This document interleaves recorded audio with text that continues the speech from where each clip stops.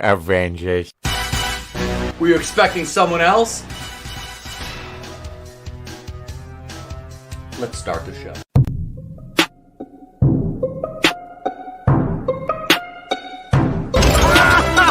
You guys are so screwed now!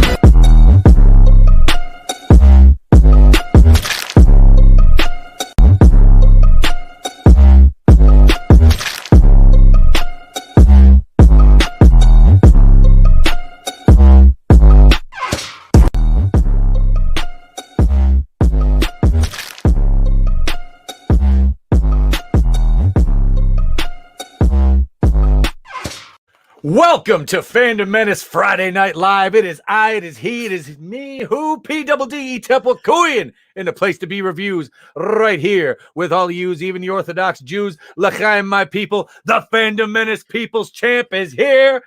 Let's get this Fandom Menace Friday night started off right. I am joined by a kick-ass panel, but first and foremost, let me introduce my co-host with the most, ladies and gentlemen, Mr. Tony Tone Deaf.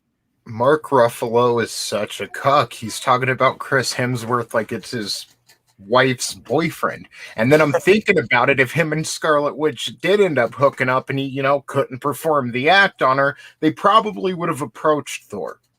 Because he's the god of thunder. Exactly. Ladies and gentlemen, it is the owner of the worst channel on YouTube and commander to the Legion of Deathheads, the world's wokest warrior, primitive-sided, toxic fanboy aligned with the like-minded. Tony Tone Deaf rocking with you. Friday Night Live, the place to be reviews. What's up, everybody in the chat? Mr. E-Tap, Mr. Machini, nice to see you again. I'm looking forward to a great show and a great weekend. Let's get it started. Excellent, man. Thank you as always for being here, Tony. And as Tony said, ladies and gentlemen, let me introduce, making his return to the program, well, the channel. He hasn't been on Friday night yet, but he is one of the artists of the fourth wave of the Fandom Menace. Ladies and gentlemen, Mr. Machini 90. You know who else is you know who else I discovered is another bit of a cuck today?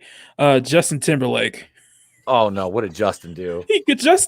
Friday Night Tights was going over Justin basically apologizing to Janet Jackson and everybody else for him being basically chopping his balls off. Oh, let me guess. Was it grabbing the titty or was it cultural appropriation? I would say for everything. He's trying to lump all white men into it as well. So I'm like, you know what? Is he apologizing because he can dance like a brother? I mean, really, dude, the little motherfucker can dance. Mm-hmm. He always has been able to, and that's the thing. Is like that culture. I've heard that about him. It's cultural appropriation. It's like just because he can dance. I'm like, the dude can sing and dance. I mean. He's never outwardly acted like Eminem. I mean, I'd say you could say Eminem appropriated more than Justin Timberlake did. You know what this reminds me of? One time I'm at the office, I'm at work. Okay, this is years ago. And one of my coworkers is saying how he'll never ask a woman for head. He's like, I won't disrespect a woman like that. I don't want to see a woman on her knees like that. And he was saying, I will never receive anything like that from a woman. And the girl next to us turns around and says, what if I just want to suck a dick? That's my kind of woman right there. There you go. What if Janet just wanted Hey, put a ring on it. Dude, no, because that shit changes after marriage. Let me tell you. I'm just saying, though. Imagine Janet, No. you see this dude, this younger kid, looks good, in shape, and those smooth dance moves. Of course she's going to want her titty grabbed. Now he's going to come back and apologize. I give it 2 years before he apologizes to Brittany. I think he was apologizing to Brittany, Janet, and basically everybody else for basically being a white male. Ramen noodle head. I got, remember that video he did, that My Love, ain't another woman that could take this from my love. That girl, the one girl in that video, I swear before God, I would have married her. She was I don't know. I can't remember. She had dark hair. She was kind of tall, a little bit thick. Mhm. She was like one of like the featured like girls in the video though. I was like, every time I saw that video, I was like, God damn, I can't focus on anything. I was like, I need to find out who this is and if she's single and how old she actually is, because I'm like, I mean, she was a backup dancer. I mean, God knows if she hasn't like moved up. I mean, her standards might be low enough to bang a YouTuber. It looks like a skinny white Rick Ross. I don't know. I'm not a doctor. Ladies and gentlemen, welcome him to the program, the Rookie Critic. What's up, guys? How you doing, bro? Still at work at the moment. I had to still come in. It's snowy as hell over here, and I'll see if you can see. It's There like, dude, it's like, you kidding me? Hold on, I'm gonna show y'all. I gotta walk home in this. 'Cause I don't have a car. Oh my god. Oh, damn. That looks like it does here. Yeah, we need to shoot the Fandom Listen, mobile. Rookie Yeah, I Critic. mean, we're not used to snow out here, so everybody sucks at driving, and I have to walk in it. You, Rookie Critic. Yeah. I can't stress this out enough. You need to be careful when driving, because if you heard that accent that was going on in Fort Worth yesterday, that was nasty. Nice. No, I didn't, but I assume there's a lot of accidents everywhere because the storm is kind of going around many states, I think. Yeah, it's Damn. a big cold front down south. So you know what pisses me off when I walk into your place of business and the people act like they don't know what a fuking pizza sub is. Oh, I know, right? Slap some fucking marinara. I get you 12 pieces of pepperoni. You do 6 on each side.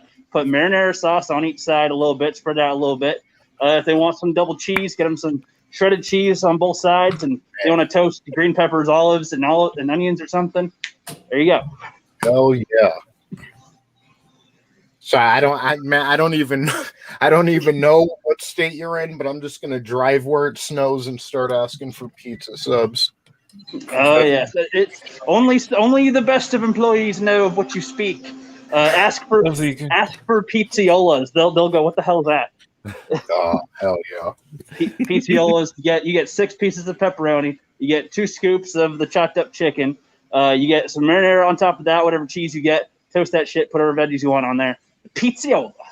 Hell yeah. Hell yeah. Hell yeah! That sounds good. That sounds good. It really does. I love to make people's mouths water and girls' vaginas juicy. Talk food. Oh shit. Rookie's going fucking hard. He's going fucking hard to paint. You know what? Rookie's going ham, and I see my boy Scott is like, "Oh, that's so cute." Hey, we got 2 feet of snow up in here. What you talking about? Yeah, we can't. We can't have that kind of. You. I can't believe you'd say that about a woman. Oh, yeah. Just love to eat fresh. Is that like a personal attack or something? Or? No, of course not. When you said 2 inches of snow, I thought you were making a joke. It snowed up for a sec. I thought you were. Ain't there usually 12 inches of snow though? I don't know. I haven't looked at the weather today. It's just been outside and looking. I'm looking at the forecast. Yeah, you're good. That went over my head. I have no idea. Tony, he missed the elbow cock jokes from Wednesday night. Oh, I'm thinking now maybe elbow cocks. Elbow cock. Guy was throwing a cock on his forearm to replace the one he lost. Okay, that makes sense. Just like the great movie Dick Shark. It's science. It's fucking science. Then imagine you have an MMA fight that weekend and there's a cock growing off your elbow. Where do you go from there? Well, I assume a lot more handies on subways and stuff, and trains, and walking by people. Have your girlfriend jog and give you a handy. So Scott, I don't know. Scott, love you, bud, and you know that Steven's gonna be ripping on you all day tomorrow. So just get ready. Yep. So I've got to ask, if we speaking of elbow cocks, if we dick slap Brie Larson with one of those pizziolis, would she wake up like Norm in WandaVision? But you like they're in my head. It hurts. The mouse is in my head. Please help me. And then just kind of got to give her another good whack with the fucking sub. And yeah, he's talking about the head of the Larson Empire. I can't believe that. I can't believe it. Of course, I know, man. Dude, she's got a good tomato army on her side. You know, I like to kill them every now and then. Wait a minute. Wait a second. There's a Larson Empire. What? Oh yeah, the Larson Empire. Have you not seen Tomato Wars yet? No, I have not. Oh shit! You need to check Rookie's fucking feature. Hit one of his features out called Tomato Wars. He just released It was the second installment. Second one, yeah. Third one should be up next week or the week after. Oh boy. Yep. Stop motion tomatoes. That they praise Brie Larson, hail Brie Larson. You know, are they made of wood or is it just? No, they're tomatoes. I go to the grocery store. I buy like 100 tomatoes, and they look at me funny. And I get my camera and I stop motion the asses. I put mustaches on them and give little Star Wars laser guns and stick in them, and then I stick little sword things, little olive swords that you'd put in a drink as like little lightsaber swords.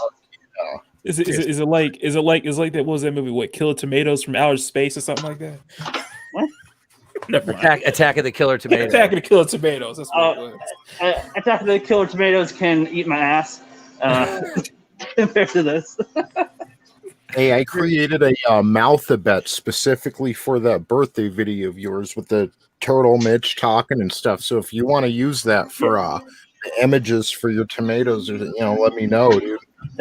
I just might. Me and Flip did a reaction to it the other night. We're gonna post it on the FC sometime this weekend. We were trying to figure out what's on the turtle's back, and like, are those elephants? Like, what? Is that a flat Earth and an elephant on the turtle's back in space? Like, what is this? Yeah. Hey, let me introduce our last guest of the evening, ladies and gentlemen, the Fandom Menace vampire, AngelousDraven. Yo, what's up, everybody? How you doing, bud? I'm AngelousDraven. I'm doing good. I just got off work. All right, thanks for joining us, man. Thank you. Hell yeah. What's up, Sparkly Vampire? Fucking thing, focus. He's like how sparkle like a rope. Your camera's doing the same thing mine was doing. It was doing the same thing. Focus, damn it! Let me acknowledge the chat here. We got Mad Mardigan. He says, "I want the record to reflect that I did not call Senator Sanders an ignorant slut." Also, hey everyone, hi Mad Mardigan. Hey Mad Mardigan. Hey. Oh hell!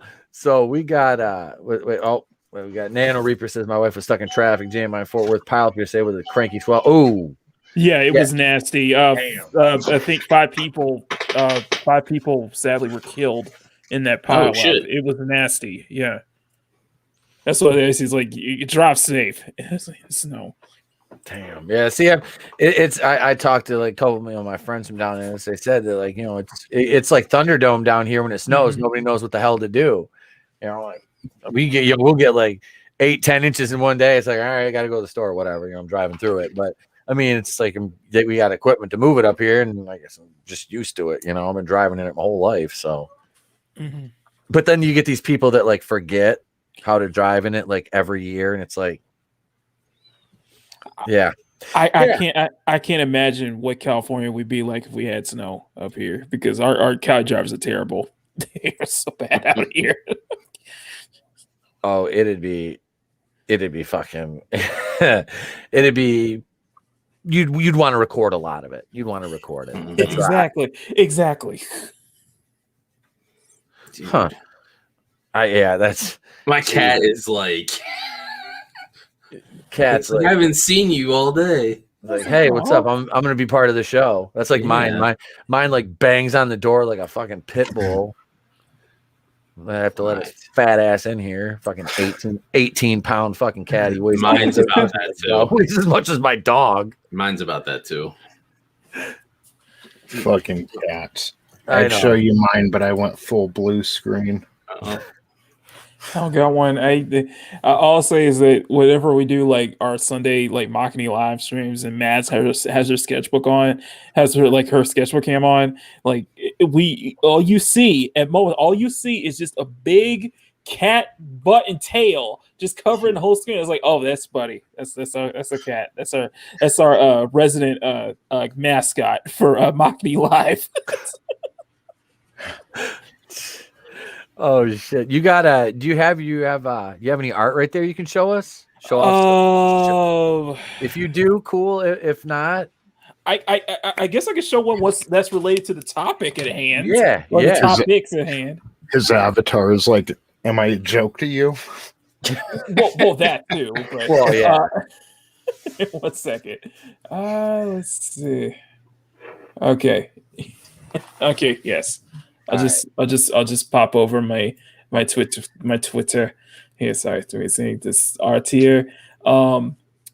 This blew up.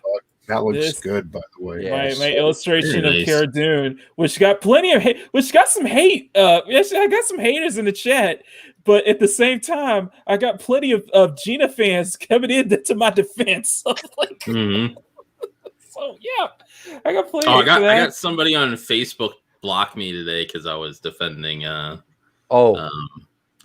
fucking thing, and I was like, I don't give a shit. Yeah. I got another 30 days in Facebook jail today. Oh no! I was literally like, reading comprehension is hard for you, isn't it? Because they posted the thing that she last did. Yep. And they're like, "Yo, I see the," and then like, "Bye forever." And I was like, "Oh, they blocked me."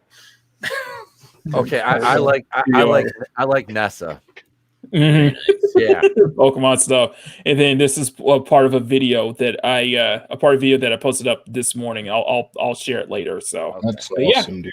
Yeah, nice, very nice, dude. You should ask Anna to draw bigger tits on Cara Dune for you. What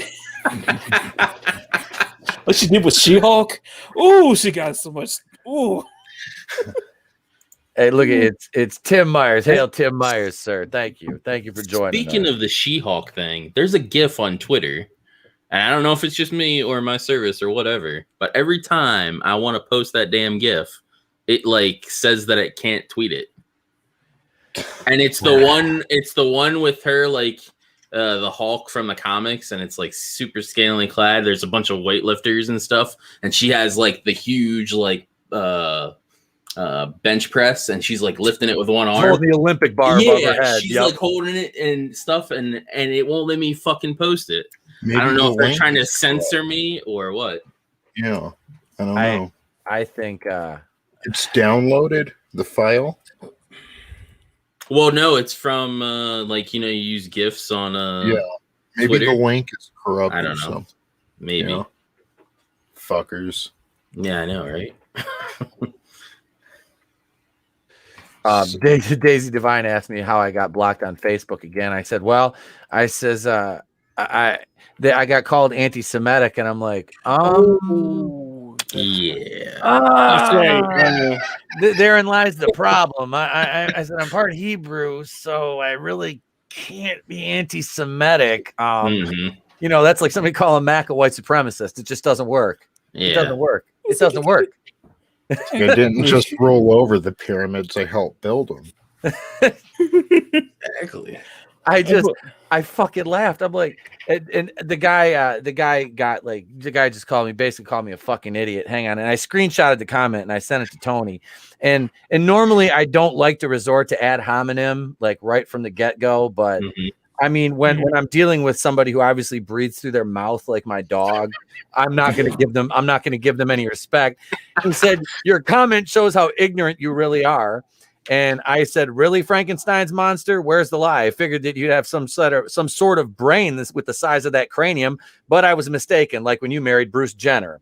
And because his wife literally looks like Ellen Page stacked up like four foreheads and like made a face out of it.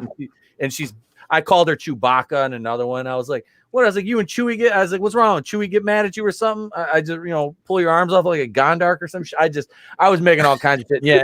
And then the one where I called him Bruce Jenner is the one that got me fucking off Facebook. Since you married Bruce Jenner. But yeah, I was the motherfucker. It looks like he married his sister. Like they both look like they're I mean, like they got foreheads, like I'm bald and they have like 10 times more forehead than I do. It's like if they would salute, they'd have to salute up here. It's like Herman Munster wearing like it's like both their heads,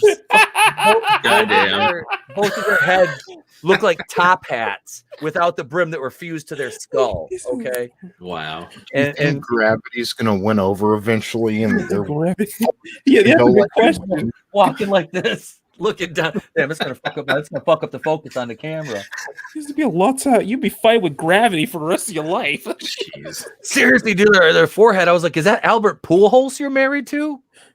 That bitch has got a big forehead, and she's been doing it. Yeah, that's bad. It could be worse. It could be Kevin Sorbo, who had like 500,000 followers on Facebook, but then just get immediately terminated. And I think for what Ryan Kendall was saying is just because he just made a post supporting Gina Carano, and I think that was just doing it to people. Young Ripa for no reason, and Kim Cole. Yeah. I post his shit on Facebook all the time. I get, dude. That's like I said. I just got out of Facebook jail. Like I said, 60 out of the last 90 days. They throw me back in. They just give me another tattoo teardrop like the game. You saw that last night. They hit me up about a post from last September that goes against their community standards. Like, what the hell? Shit. And I got two actually. Fuck. I wonder if it's my buddy got one too. I got one from new algorithm, new AI. Where's it at? I got hit with a post from 2017. Jesus. I got am I in the wrong? Let me see. All my memories are just gone. They don't even hit me that far back. They just go into my Facebook memories, and so this cannot be shared. Yep. It's like the person must have made it private, and I'm like, I am the person that shared it. Yeah. Yeah. You're on fire too on Facebook, Tony. Shit you've been posting. It's great. Let's see. Thank you. Where the fuck is it at? Did they take it away? I have to go back. Yeah, it was a Jesus meme from 2017. Here it is, right here. I'm gonna fucking screenshot. I'm not gonna. Now they won't show it. Oh yeah, here it is, right here. I'll send you guys a screenshot of it. And I thought it was funny because it kind of fucking it was kind of like a Jewish joke, and I'm like, oh my god, I'm like, this is fucking funny. So I shared it, and I'm like, they're like, this is. I'm like, wait a second, Facebook. Can I appeal that? Can I type in a response? I can share this. You're like, no, you can't. It's like somebody reported. You find out somebody reported your Facebook post, and it turns out it was you. I was like, wait, what? I do that. I keep getting shit that it's like, oh, this isn't correct as far as like fact checked, and then you go into the fact check, and it's like half true. So it's like it's either true or it's not true. Like I got one I saw. Fuck. I got one I saw the other day. I don't even want to bring up the subject matter on this channel, but I mean, it's outright lie. Like, come on, guys. Mm-hmm. Yep.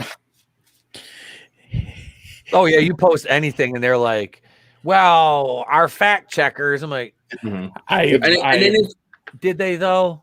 Yeah, and then the fact check doesn't even confirm whether it was true or not anyway. So it's like... What? It's just an opinion, you know. It's like shut the fuck up and let me have my post. That's wrong. That's wrong. What mine said? It said blank never claimed to be at blank on January 6th, and I'll let you guys fill in the blanks. Yep. Like, okay. I think you showed me that one. I'm just like, wait, what? Like, why is this? I'm gonna get a QAnon slapped on me again. God damn it! And this is why I'm in our channel. Our account. Fucking telling you, man, it's brutal out here.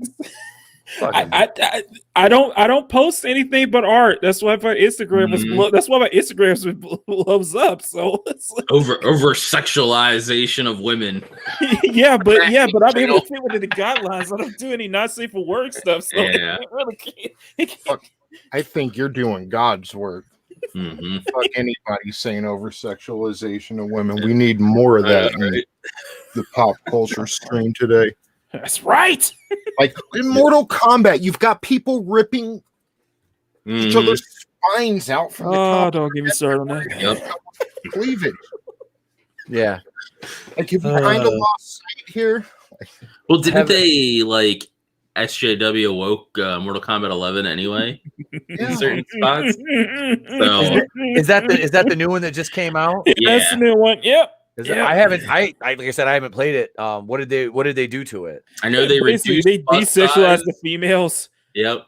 They desexualize most of the female characters. If there's an outfit that would be practical to fight in, they're not wearing it. Yeah, because apparently practicality, maturity, and a game where it's all about blood, gore, ripping people's guts off.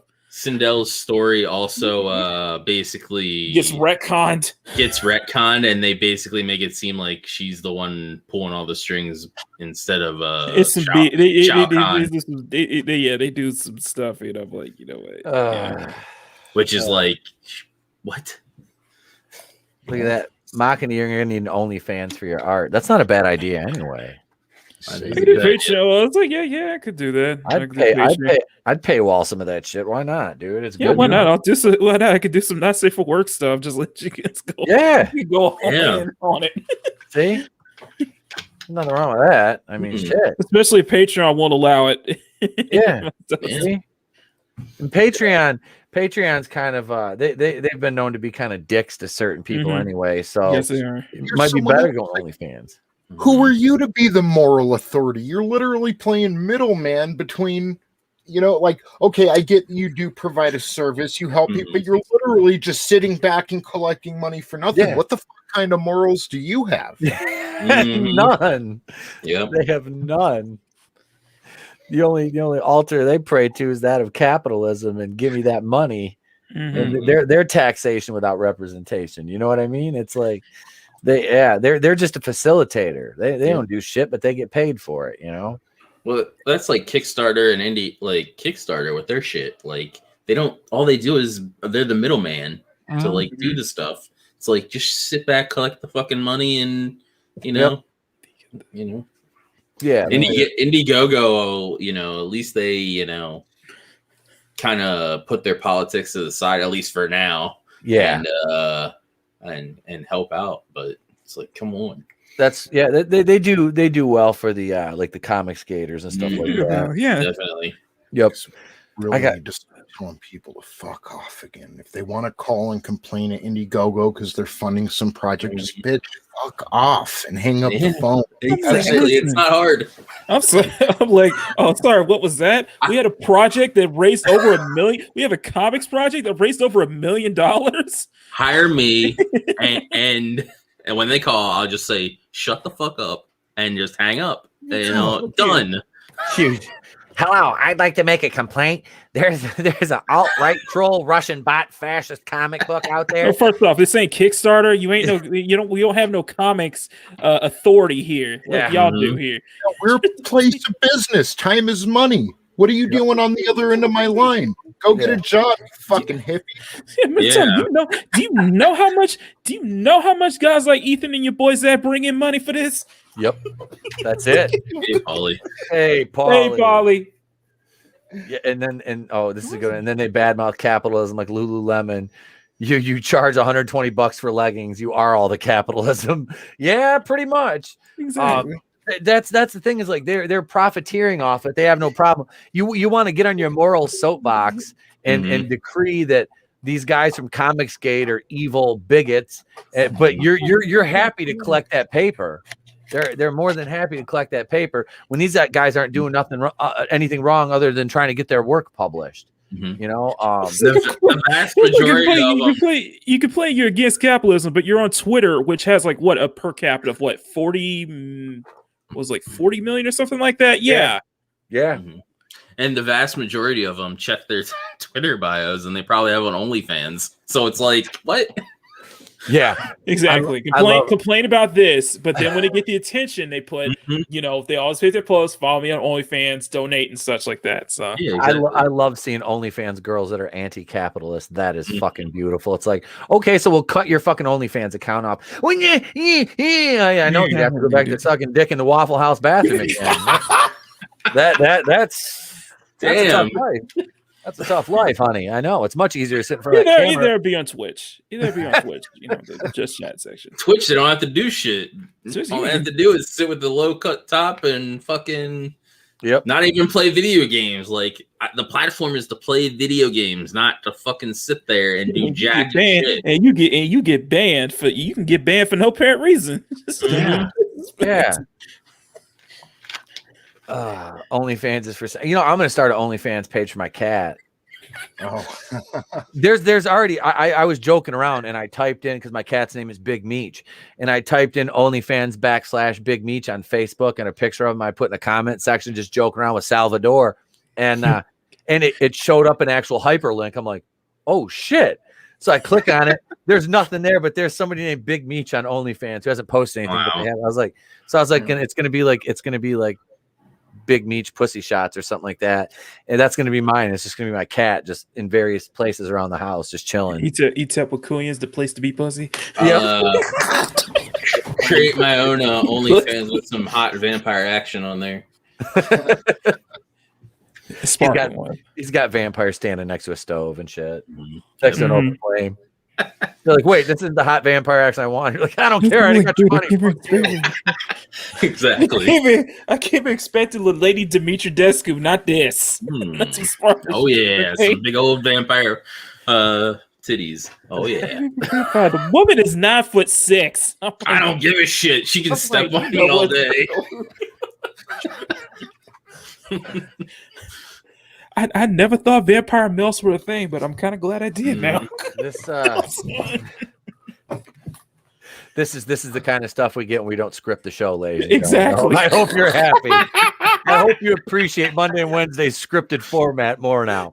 Friday, we just say screw it. Throw it out the window. Caution to the wind. But let's talk a little bit of WandaVision here. Did Draven, did you see this week's episode? No, I did not. I was going to watch it when I got home because I thought the show was going to be at 8:30. But no, I haven't watched it. Maybe we shouldn't, because I don't want to spoil it for you. Then I really don't. I will say, although I don't watch Disney Plus, I did see the reveal. Yeah, I did see the reveal, so I know. I know who you're talking about. It's just I watched last week's episode. Okay, so I know that Flash is back, or not Flash. Quicksilver, Flash. They're all the same. He's like, it was like WandaVision open. He's just like Wanda opens up. It's Grant Gustin. I'm like, wait, what? That would have been hilarious. That would have been fucking hilarious.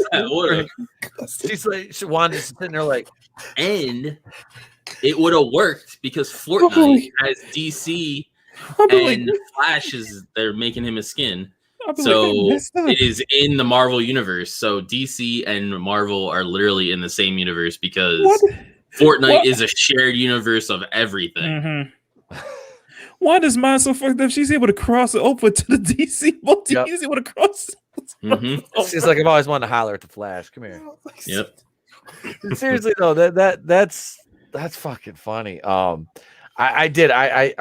This week's episode was good. Last week, the Quicksilver reveal. It was Evan Peters. I was happy because I saw the week before that the leak from this episode where he says, "Well, it's not like your dead husband can die twice," and it fucking pisses her off. She just like blasts him with a fucking energy beam in the chest. Like, doesn't. I thought at first I was like, "Oh shit, she's gonna fucking kill him," because I was like, I didn't really think it was him.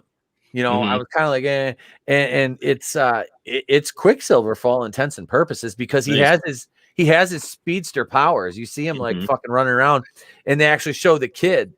Which one? Tommy? Is Tommy the speedster?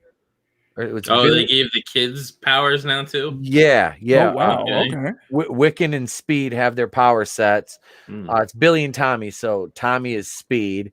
He's, and it's funny too because they dress Quicksilver in the comic outfit with the fucking hair kind of zooped up on the side. Oh, nice. Yeah. It's they did it for because it's a Halloween episode. Oh, yeah. So Wanda is in her comic outfit. Yeah, okay, yeah, I was gonna say they dressed up Wanda some of that in the trailer. Outfits. Yep, and Vision is in his, and it's like that's the only way they could have used that ridiculous looking outfit from the comics in live action. Works, as a Halloween costume. But it was really cool. This episode was filled with Easter eggs, and it's like I don't really pay for Disney Plus, so I'm like, what am I gonna fucking Mom, cancel this and don't let me use it anymore, you know? Fuck me, right? You know, I'm like, I don't pay for it. I was too lazy to cancel it after the free thing, so they just added to my phone. Yeah, my thing was like, why cancel something that you don't even watch in the first place? Right? I watch my WandaVision. I'm sorry. The reason that I got it was for all the Marvel shit. Yep. And then now they're like pumping the shit out, like because March is Falcon and Winter Soldier. Which I'm not really excited for, but I'll check it out and see how it is. Because WandaVision's been decent, so I'll give them the benefit of the doubt. And then after Falcon the Winter Soldier, Loki premieres. So you've got, and then that leads right into like Shang-Chi and in 2026 Eternals comes out. Apparently, Eternals comes out next week in UK. In UK, yeah. I was like, I thought that was weird. It was a surprise to me. It was like, it's coming out. It's like, oh wait, it's coming out next weekend. Well, the movie's been done. It was supposed to release last November, right? Yeah, something like that. Yeah, so it's which movie again? I'm sorry, The Eternals. Okay, I thought you said Turtles. Which is going to be a mess. Oh yeah, the Eternals is going to be a hot mess. It's going to be a hot mess. Selma Hayek notwithstanding. Yeah. My question: when is Black Widow coming out again? Let me 2026. Well, the question is it coming? Is it going to actually going to go to theaters, or is it still going to be just exclusively on Disney Plus? They're probably going to paywall it on Disney Plus, I imagine. I'm calling it now. $30. We got just that. They have that Pixar thing that came out. Whatever. Soul.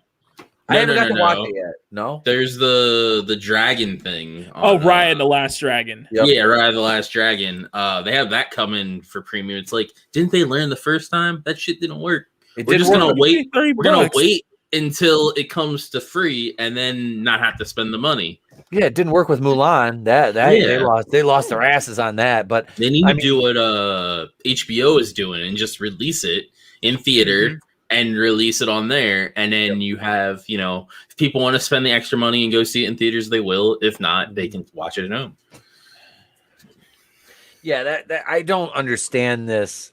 Like I said, you're getting, like, even where I live, the restaurants and bars are able to open, movie theaters are able to open back up.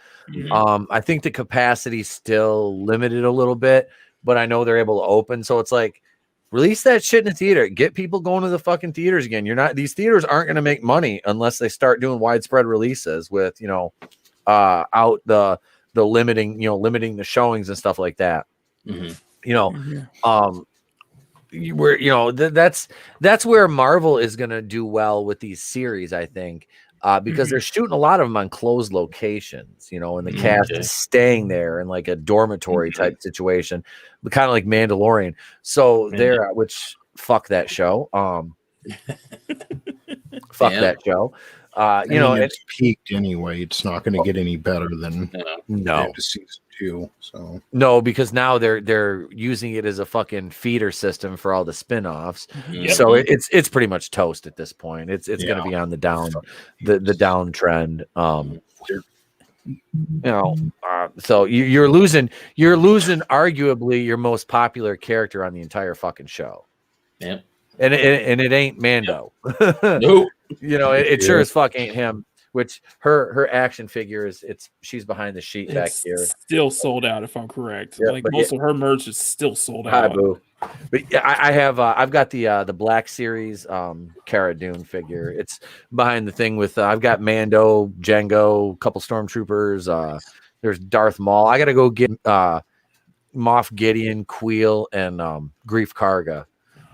But yeah, they and I got IG-11 too. That's it. I almost said IG-88, but I got like 4 of those. But yeah, I got the little IG or 6-inch or whatever they are, 5 3/4. I don't know, but there's a couple of them back there behind the curtain.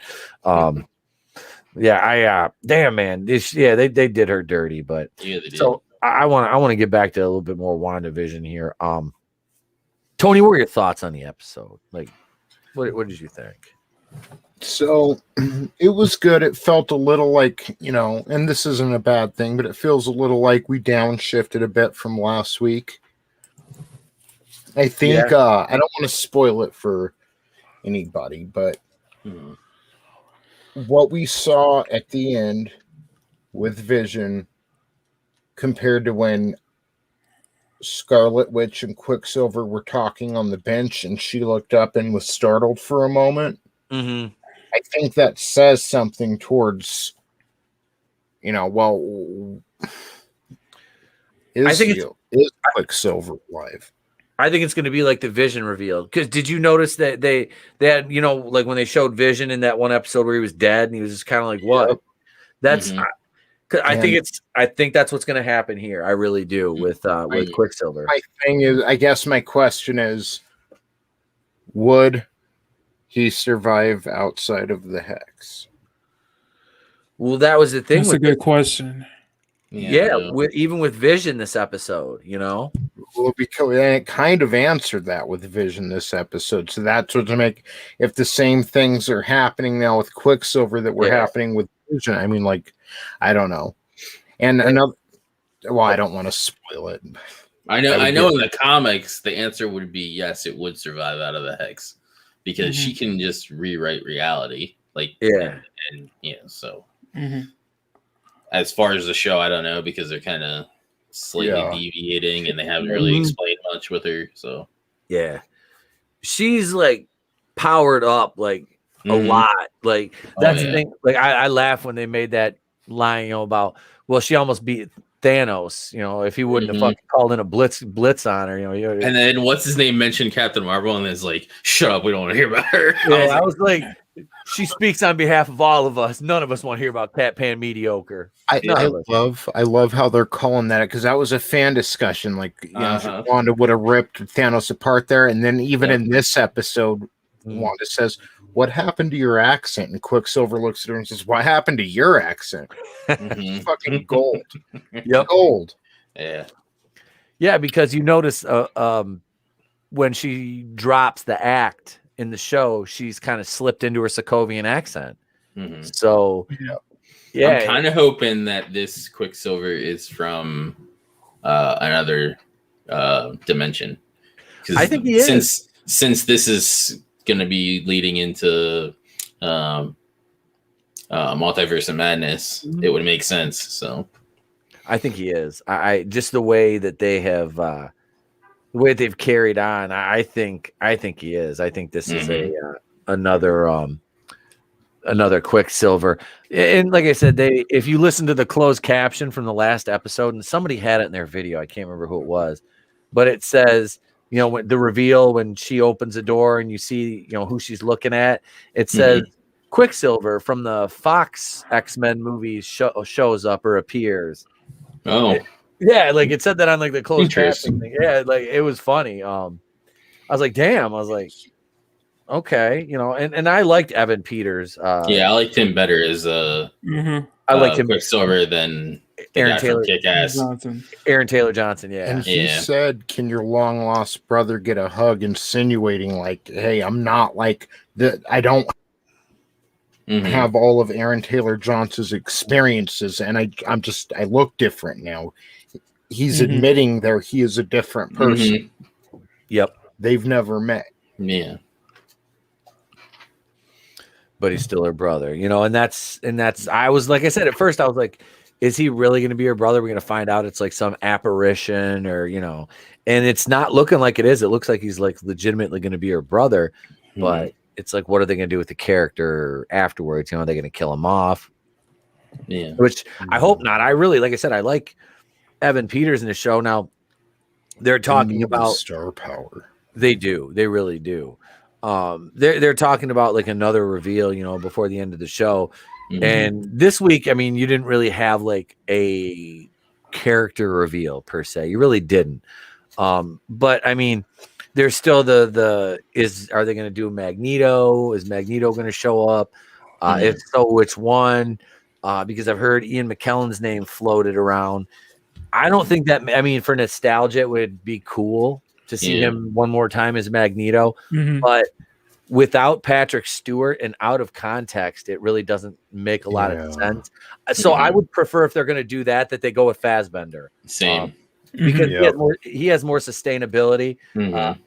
Hey, thanks, Parrot Head. Look, it's Mr. Clean and a sparkly vampire. Isn't that? Damn. Ian McKellen isn't from the Evan Peters timeline anyway. Nope. Fassbender and Evan. So plus, but I was going to mention Days of Future Past. I mean, Ian McKellen looked pretty old in that. Yeah. So and now that was years ago. So he looked old as fucking cats. And they could de-age. Yeah, he did. I actually liked. I'm not gonna lie. I actually liked the cats. I went back and watched the original Broadway musical, and there are elements of both things that if they would have combined those, it would have been great. But the weird janky CGI and shit was just the problem. Yeah, but overall, I really enjoyed it because they kind of fleshed out the story and like explained things a little bit better in the new one. And the other one, they just kind of shit just happens, and there's no explanation. So what you're saying is you are looking forward to the butthole cut, right? Okay, it's been confirmed. They lost like $100 and some million on that. Oh my god! They paid for such a big cast, though. They did. They had a huge. They should have did practical effects, and it would have been a lot better. Yeah, that was the thing. Is like. You can see, like, the cats aren't supposed to have, like, the Taylor Swift cat ain't supposed to have human tits. Like, that ain't how that works. And the chick that, in Rebel. the original, the original is way hotter than fucking, Taylor Swift. Yeah. So. I like the one chick that's like, she plays the main cat. What the hell's her name? She's like actually a ballet dancer. She's like the new one. She's actually fucking gorgeous. Like I looked her up, I was like, holy shit, she's hot. Yeah. But yeah, that movie was like, it had like Judi Dench in it. Fucking Ian which McKellen. is a dude in the original. Oh, really? A black dude. Oh shit! They culturally appropriated. They race what? Yeah. They whitewashed the cat. Artemis is a black dude in the original. They white pussy washed a cat roll. I mean, what is it? How does it work? Yeah, Boomer Keeney is a brony. Oh no, no. Oh, no. I used to be a brony. I'm not gonna lie. I used to be a brony. Yeah, I'm not. Okay, Steven, shut up on that.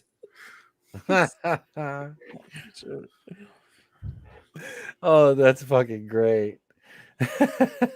With my picture of, hi, I'm Mike Zero.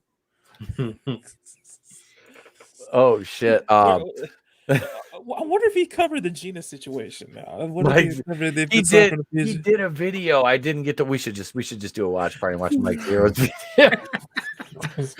You see back on Mike Zero. I was gonna say, yeah, he covered the Gina situation 3 months ago. He knew about that way back in the day. I'm Mike. Wait, hang on. He was in the future Star Wars content, so it makes perfect sense. He saw it coming. Thank you very much, Mike Zero here. And remember 9 months ago when I told you Gina Carano would be canceled? It happened. But what I didn't tell you is she would be back the next day, even more powerful, much like Palpatine in Rise of Skywalker. I'm Mike Zero. Thank you very much for joining the like side of the Force. Please be sure to smash the like button. Oh, sweet Jesus.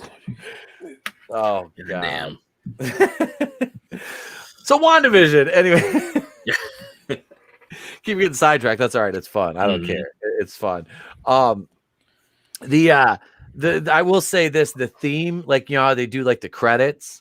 As soon as they rolled the credits this week, it really did hit me. I was like, "Oh shit!" It was Malcolm in the Middle, which was fucking really. Awesome. Yes. They paid homage to Malcolm in the Middle, and it was It was cool. It was very, very cool. Good And way to start the episode. yeah, Billy, Billy and Tommy, the kids showed some acting chops this week. Nice. How old are the actors? Did they age again or no? Not in this one. No, they were about 10? I think they were 10. Yeah, 10. And Yeah, because that's how old they had to be to keep the puppy. Yeah. Last week. Yeah. But yeah, they didn't age them up at all. They stayed 10. It was the Halloween, like I said, and they were there. They had their Marvel like Wiccan is what I say, Billy. Yeah, Billy is Wiccan. Okay. I think, yeah, because Speed is Tommy, and that's the one that Wanda is preferential to because he has her brother's powers. Okay. Yeah. She named Tommy. She named Tommy. Yeah. Yeah. Yep. And Vision. So it's kind of inverted. She named the one who has Quicksilver's powers and vice versa. Yeah. They man. Yeah. I can't remember where I was going with that now. I just kind of got fucking sidetracked. That's okay. It happens. Boomer moment. I had a Boomer Keeney moment. Boomer Keeney. And he's like way younger than me. That's all right. Let's call him Boomer Keeney anyway. It's all good. It's all good. It's all good. I won't call him a brony, but I'll call him Boomer Keeney. You know what? Brony Keeney. I didn't even brony. Boomer Brony Keeney.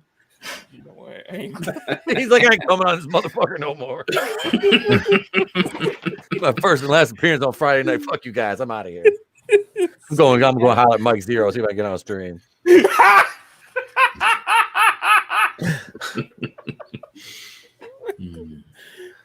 So can Anthony Mackie, not to spoil the humor, but can Anthony Mackie and Sebastian Stan carry this show? Because Sebastian Stan, he's been kind of boring since he turned face. I'm sorry, but no, he was better as a Winter Soldier, like heel Winter Soldier. Well, I feel like he was intense.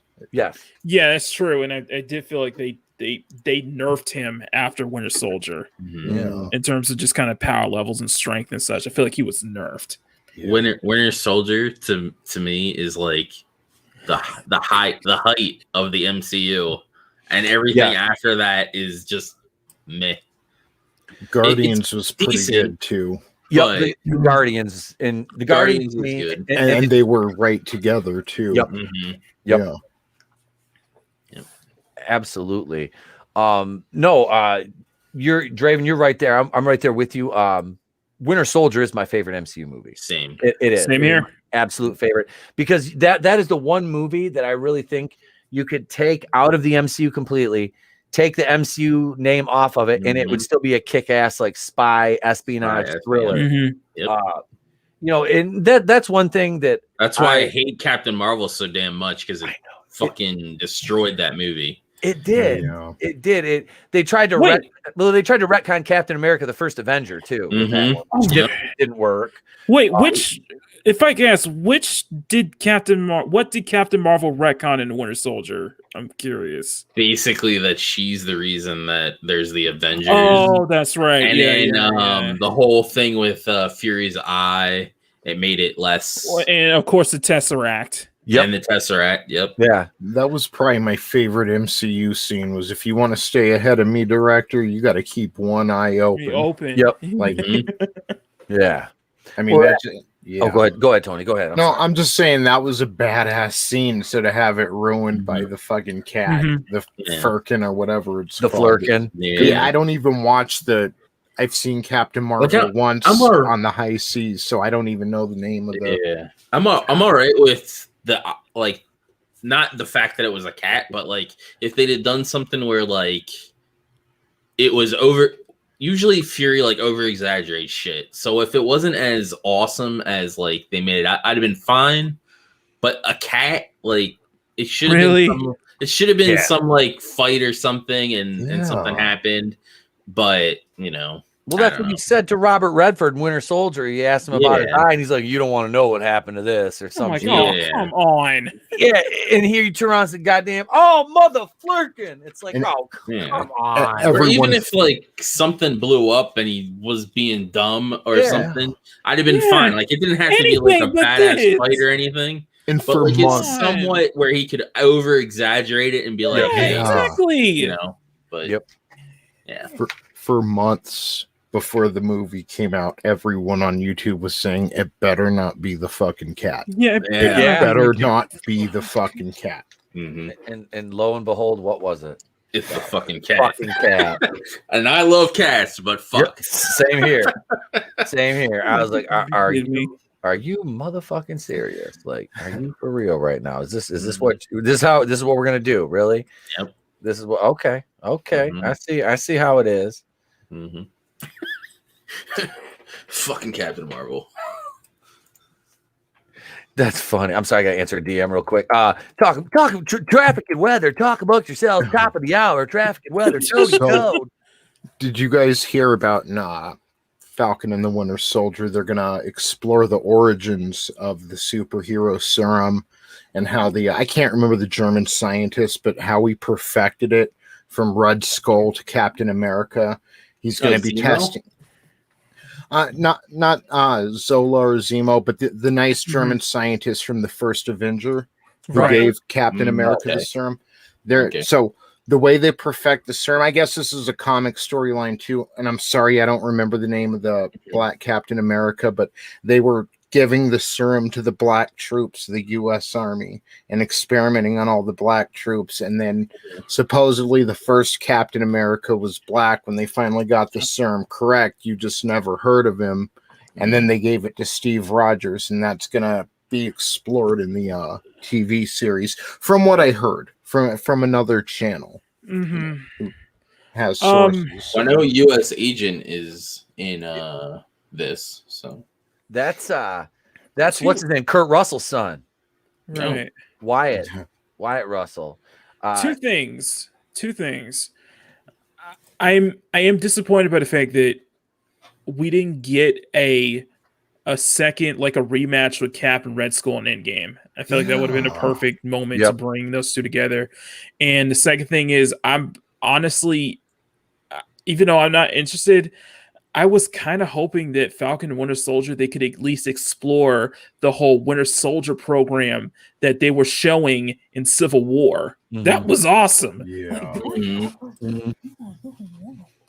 Yeah, I think I think they could have done more stuff along the lines of the Winter Soldier. It would have been fucking great. Like they needed to do more stuff like that. Like, yeah, I don't like babyface Bucky. I like heel Bucky. Like it was originally, the MCU was originally supposed to be, each movie was like supposed to be its own genre, and they just stopped doing that. I want to say after Winter Soldier, they stopped doing that. They're supposed to do it with Ant-Man and the first Ant-Man. But they got rid of was it Edgar Wright? Yeah, it was supposed to be this like spy thing or whatever. Yeah, right. And then they changed it, and then ever since that movie, like going forward, everything has been just basically copy paste. I was to some degree. I was interested in Homecoming because I thought that it was going to be the MCU's kind of version of a who was it who did 16 Candles? Oh shit. John Hughes. John Hughes, yeah, something like Breakfast Club or something like that. They do something like that. Oh shit! I was hoping for it to be something like that. It'd be cool. Yeah. I'm still annoyed that they were making Spider-Man like Iron Man Jr. basically. Right, because I think that's one of the great things about Winter Soldier was that it didn't feel like a superhero film. It felt like a Jason Bourne film. They just somehow just added the superhero elements to it. Yeah. That was so. I hate Far From Home. Oh god, that movie.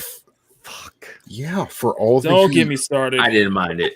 for all the heat that Captain Marvel gets, to have the writers just have him hand over Tony Stark's sunglasses for the sake of meeting a problem. It was so stupid. And that just takes me out of the movie. It does. Yep. Yeah. I'm sorry. I can't. Homecoming, it had all the ingredients. Like when it started off after the Battle of New York, and you have Michael Keaton, and you have Robert Keaton Downey is what Jr. saved it. Let's be real. Michael Keaton stole the But show the in movie that. ended, and I was did. feeling hollow when the movie ended. Like, God, it's really just starting to become the same keynotes and all the movies. that whole scene where Tom Holland and Michael Keaton are talking in the car before Peter gets out was freaking creepy. Yeah.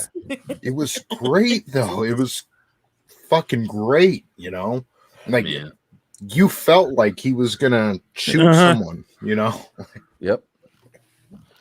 It those movies are so fucking disappointing.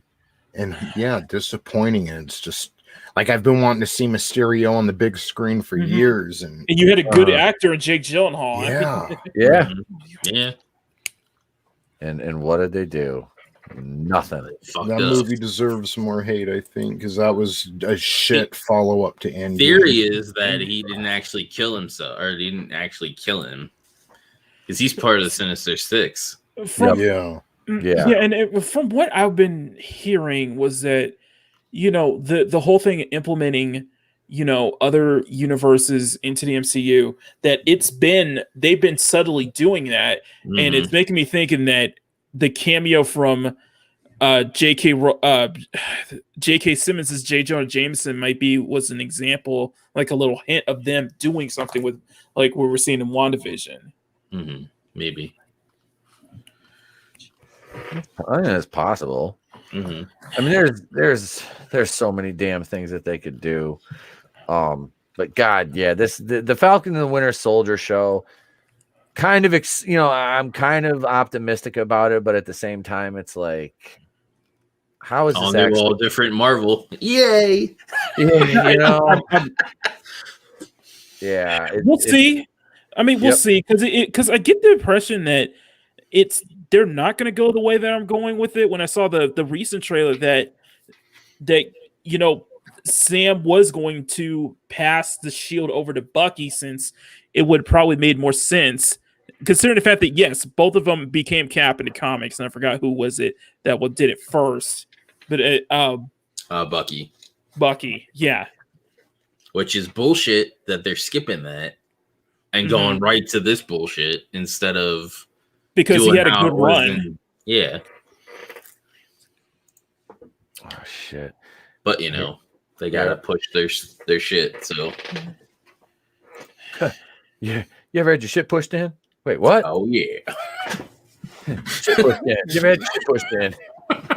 Well, you had it pushed. Well, if you talk Stephen Walton, you know it's hard to push out. That's why he's got Walton's best enema. Exactly. Enema. Oh God, yeah. I think, like I said, I was listening to me and Tony were talking about this the other day. Grace Randolph. Screw her. Hello. Screw her. Just listen to her break down the Falcon and Winter Soldier trailer when she was like, so there's like a hint of white supremacy in this show, just like in the military, kind of like mirroring modern times now. I'm like, bitch, shut up. I'd slap you, pimp slap you right across his face just for saying that. And it's funny because I'm friends with guys who are active military now, and they're like, exactly. Yeah, no, they make sure that you're not that. When you when you go in, and it's like, they make sure you're not involved in any of that shit. And it's like, these I have a couple of friends that are in the military, and they're like super left, and it's like weird. It doesn't make any sense to me. Like, why you like? Well, first of all, why would Grace make such a fucking stunning and brave statement? That's just like, what do you Grace? Ugh. I just Oh God, yeah. So she was talking about Falcon Winter Soldier and talking about that. Oh yeah, there's this, and I'm like, yeah.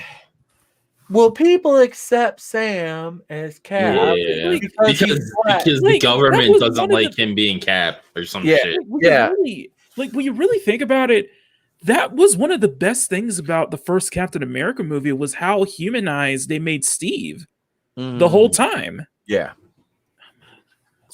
That human element really felt it. You felt it with him just kind of having that awkward feeling when he first becomes Captain America, especially does it in public. That's why I like Iron Man 3. Yeah. Because they humanize him. I did like Iron Man 3, honestly. Screw you, Runner. I didn't. I did. I liked how they dealt with his PTSD. I didn't like the thing with the suits in the end. No, that was shit. But the humanizing of Stark and making him not be just the suit and he can do shit outside of the suit is what I liked about it. Yep, I'm having focus issues with my camera. Sorry. What were you gonna say, Tony? Go ahead, man. I'm sorry, guys. I was just gonna make the point earlier. How they humanized Steve Rogers and turning him into Captain America. That's why Robert Downey Jr. worked so well as Iron Man, because he had been humanized by all the issues he had in the past, and it made the fans connect to him and adore him. It made it feel like, okay, he's one of us compared to like Tom Cruise or something. But I just wanted to reflect that back at Malkany. I thought that was interesting because it's kind of, Robert Downey Jr. was kind of humanized off camera compared to Chris Evans' humanization on camera. Yeah. Definitely. Yep. Yeah, they damn. Which I wish they would have gone more into Demon in a Bottle with. Was it 2 that they were supposed to do? They were going to. Yeah. I wish they'd have done more with that because I think my Stark issue would have with been perfect with it. I think my issue with 3 was that I was coming fresh off Dark Knight Rises, and like the trailer sold me that it was going to be more of like a much darker take than what it was. So that's where my disappointment with Iron Man 3 came in. Is I feel like it should have been much more darker. Yeah, taking it much darker. Nice. There's Pete Fury. There's E-Tep Fury. Yeah, is he gonna be? What, are you hiring him as one of the Avengers? Is it recruitment? Yep, I had to recruit the fucking Stay Puft Marshmallow because you couldn't get the Ghostbusters apparently. I told them get the fuck out of the way. I heard Amy Schumer was a bitch in person. Sorry, she was, and where I was standing, it was a rather foul smell. Oh god. But yeah, that was that. That's what I want to see. I want to see the old school Nick Fury in the MCU. I didn't have the Hasselhoff hair.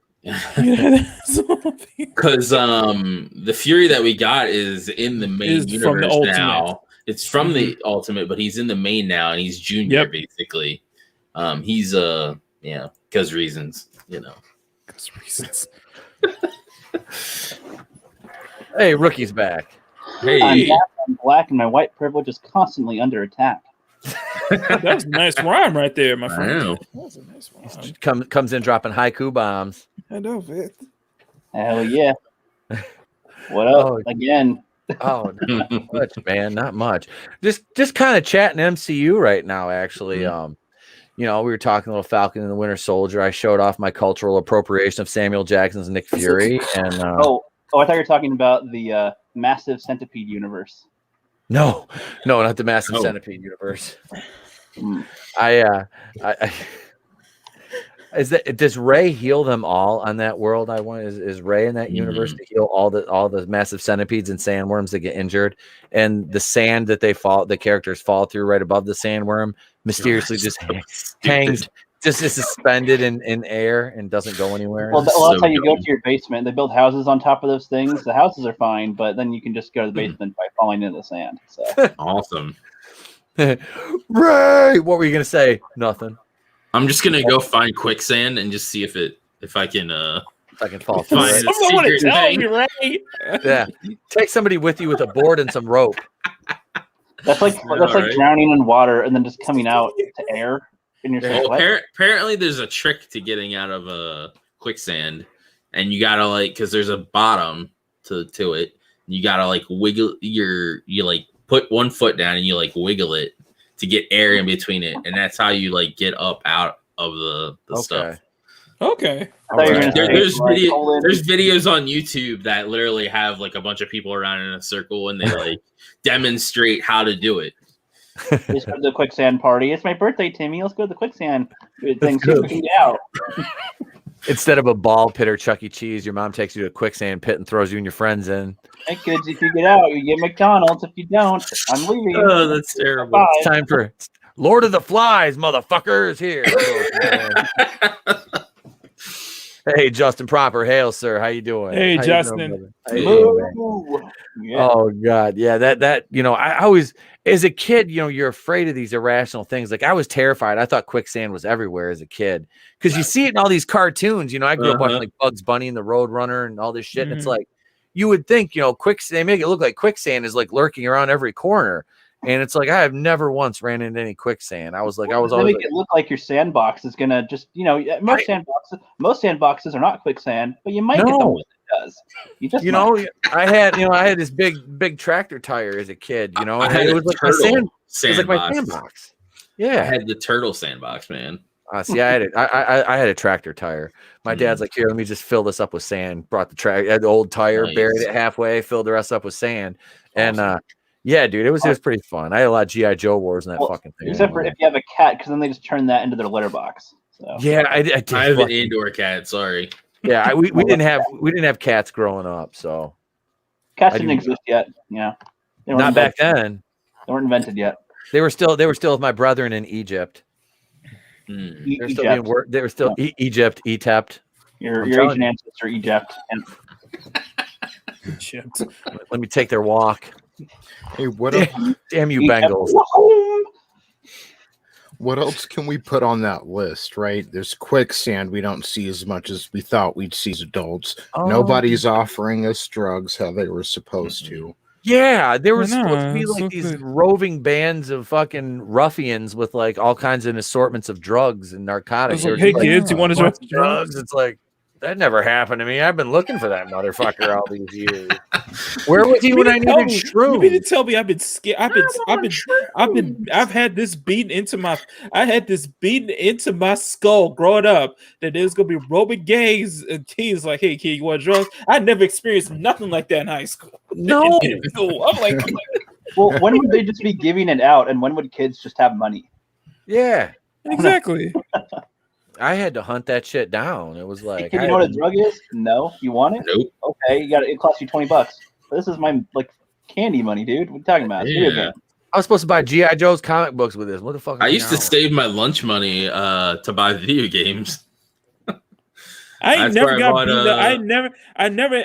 had a bully beat me and steal my lunch money. I never experienced that. No, like, this is why. To be fair, I did get picked on a lot. I got picked on in elementary school for like 4 or 5 months, and then my dad taught me how to box because I was little when I was in elementary school, and my dad's like a Marine, he's an undercover cop. He's like, he taught me how to box, so it's like kids picking on me on the playground, and he kind of slapped me, and I just dropped back and went pop pop, hit him with a 2-piece, and I got to put my nose on the wall. My parents had to come to school. Why'd your son punch a kid? What happened?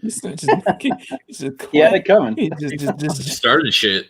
That's right. I was like, he slapped me in the head. Why? What were you doing? I said, playing on the swing set with the other kids, and this dude walked up, slapped me in the head. And he slapped you in the head, so you broke his nose, twisted his arm, kicked his ribs. I was like, all I did was punch him, and he ran away. Your child, Mr. and Mrs. Wilkillian, your child performing some raid stuff on our kids here. What you been telling him? I was doing capoeira. I'm like, Bananue, now doing handstands. We're gonna make this a movie someday, man. The young and his dad, story of a YouTuber and his troubled past. I can picture young E-Tap like Donnie Yen and Ip Man. Just literally translate Ip Man to a little white kid at middle school or something. It's like, right? Same concept. Can we skip over my Carl Kanai and cross colors phase, please? Can we just skip right over that? Can we just skip right over? Can we just skip right over a little ETEP Tupac phase? Let's just skip over that. Tupac. It sounds like a French Spaniard. Be thankful you never had like stanky leg and stuff as something in your day. So yeah, I mean, fine. Yeah, Everything you had back then's fine. We learned, I did the little kid and play dance, but I've never done the stanky leg. What, you would knock your boots together? It's like that. So See, I got picked on until like middle school, and then in high school, like 10th grade, I started wearing a trench coat and being all goth and shit. So people were like, "Oh, I'm good." Yeah, but like that dude has knives, and I have no idea if he does. I was like, this dude probably gonna shoot us up. I'm like, oh fuck. The guy should be selling drugs to kids. Run away from him. This is the white guy with a trench coat. Right. My best friend was like 6 foot and wore his trench coat too, so nobody fucked with me. So well, see, you're what, like a couple years younger than I am. So yeah, you were about that Columbine period where you would have graduated like right. See, that shit happened the year after I got out of high school. That was like 99, and I graduated 98. Okay. Obviously not from Colorado, but yeah, I mean, just we're like the first that did like the active shooter drill type shit. Yeah, I was like in that era. So yeah. I was 4 years old in 98. Damn, I feel I was old. 8. Shit, I was a little baby. Baby Rook. little baby Rook. Little baby Rook. When we do the ETEP and Angelus prequel, then you get the cameo from Little Rook. I was Little Rook. I was 8. I was too busy into Pokemon and Power Rangers. And I was into Pokemon and Power Rangers too. So. Same here, man. So we don't hang out. Rook was playing with tomatoes even as a kid. Mm-hmm. I would never eat them. I just destroy them. That's all. I remember pretending to be the Black Ranger on fucking the school playground and everything. And then, we're talking Mighty Morphin. Yeah, Mighty Morphin. Okay, now that's cultural appropriation. And then fucking what was his dance? What was his fighting? It was Billy from the 2017 movie, Raven. I keep telling you that. They wouldn't let they banned like us like pretending to be Power Rangers like on the playground. We weren't allowed to do it. Too violent, and it's like exactly. What was Zach's dance fighting style called? Hip hop keto. That's funny, man. You know what? This is best. The putties must have been like, what kind of fighting style is that? And then they go, wave their arms around. Dude, the dude looks like he's in his 20s. Walter Jones looks like he's in his 20s, and he's like 50. Yeah, he's 10 years older than I am. He's actually missing a finger too. Oh damn! Because I think it was a gang initiation or something. But yeah, because he's the Assassin's Creed. Like no. I'm pretty sure that's what it was. Trigger finger. Or is this assassin or a Templar? Yeah. I was like, but a lot of times he had like a prosthetic finger in some of the scenes. I did not know that. No, you guys stick a knife on it or something. You have to stick different gadgets so it's fun. Oh shit! A prosthetic finger would just be like, look, it's a finger. If you put something else there, it's like, that. So, there you go. So you need a can opener, hun? Boom, got it. You need an extra crayon? My finger. And there you go. Think of Inspector Gadget, but with just one finger. I'll get you next time, Gadget. Next time. Inspector. Oh my god. That's you good. know the voice. You know the voice of Dr. Claus, the voice of Noob Saibot and MK11, right? Is it? Oh, hey, yeah. Same voice. I was like, good night. Bye. Bye. Later. Say good night. Have a good night. Good night, Mini Meetup. All right, go ahead, buddy. Go ahead on. Bye.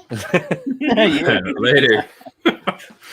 In about he's 5 now. In about 3 years, him and I are gonna have another channel, and it'll probably hit 1 million subs. And awesome. this one will be at like 550. It'll be a little E-Tech, shows you the ropes. He's more of a draw than I am.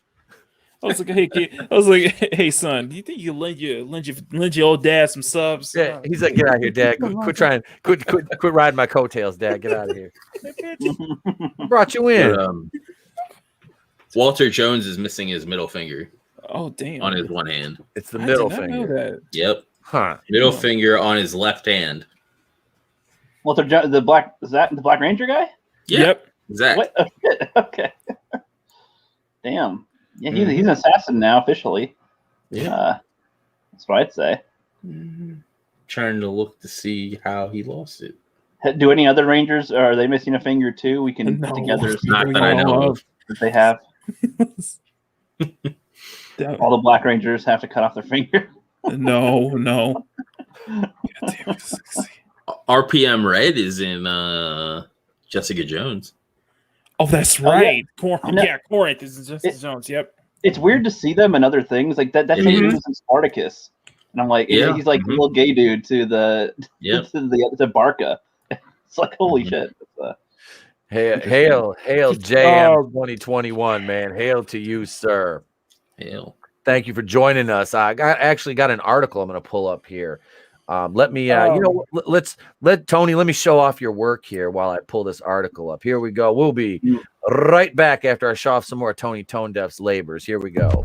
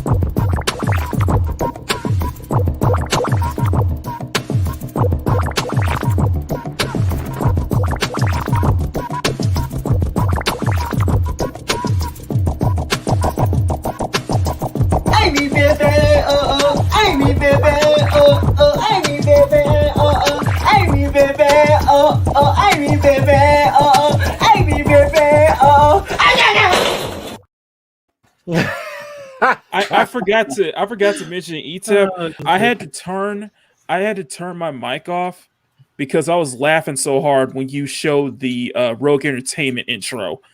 I was bursting out laughing. Oh, with me singing the Avengers song, but That's perfect.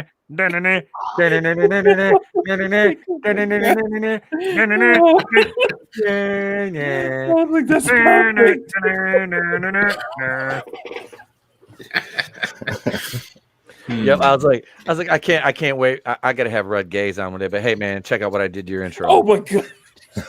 Check out what I did to your intro, bro. when I get ready to get monetized, they start letting me host TR4 from time to time. Oh my god! I'll make sure I play that. I'm like, this is just for you, Gaze. This is just for you. Oh, here we go. Disney execs reportedly shocked by Disney Plus cancellations. Color me surprised. This from Pirate. You don't say. Shocked Pikachu face. Disney execs, yeah, by WW. English is hard. Words are hard. By WDW Pro. Go away, ad. Nobody wants you. All right, so there are some really bizarre things going on at Disney today, and I'm looking forward to getting into them with you. I guess I should preface this by saying that the article you are reading will be somewhat based on rumors, although you can take a look back at my track record when it comes to these sorts of things. After all, it was back in January I reported the following to hundreds of thousands of Pirates and Princesses readers. This comes on the heels of rumors we're receiving that Gina Carano has been told to keep a low profile online and that she may have been instructed not to raise any additional controversial opinions in the public sphere. This is from WDW Pro. Well, let me tell you some more things we've learned since the span of time. As you probably know, Gina Carano was ceremoniously fired yesterday from her role of Cara Dune with a public announcement out of Disney that had all the public relations savoir-faire of a below-average fifth grader. Ouch. In that time, we've heard from various sources, including The Hollywood Reporter, that Carano was already on the chopping block since January, with Disney actually looking for ways to can her since November. Apparently, Carano's calls for election transparency were too much for the execs at Disney.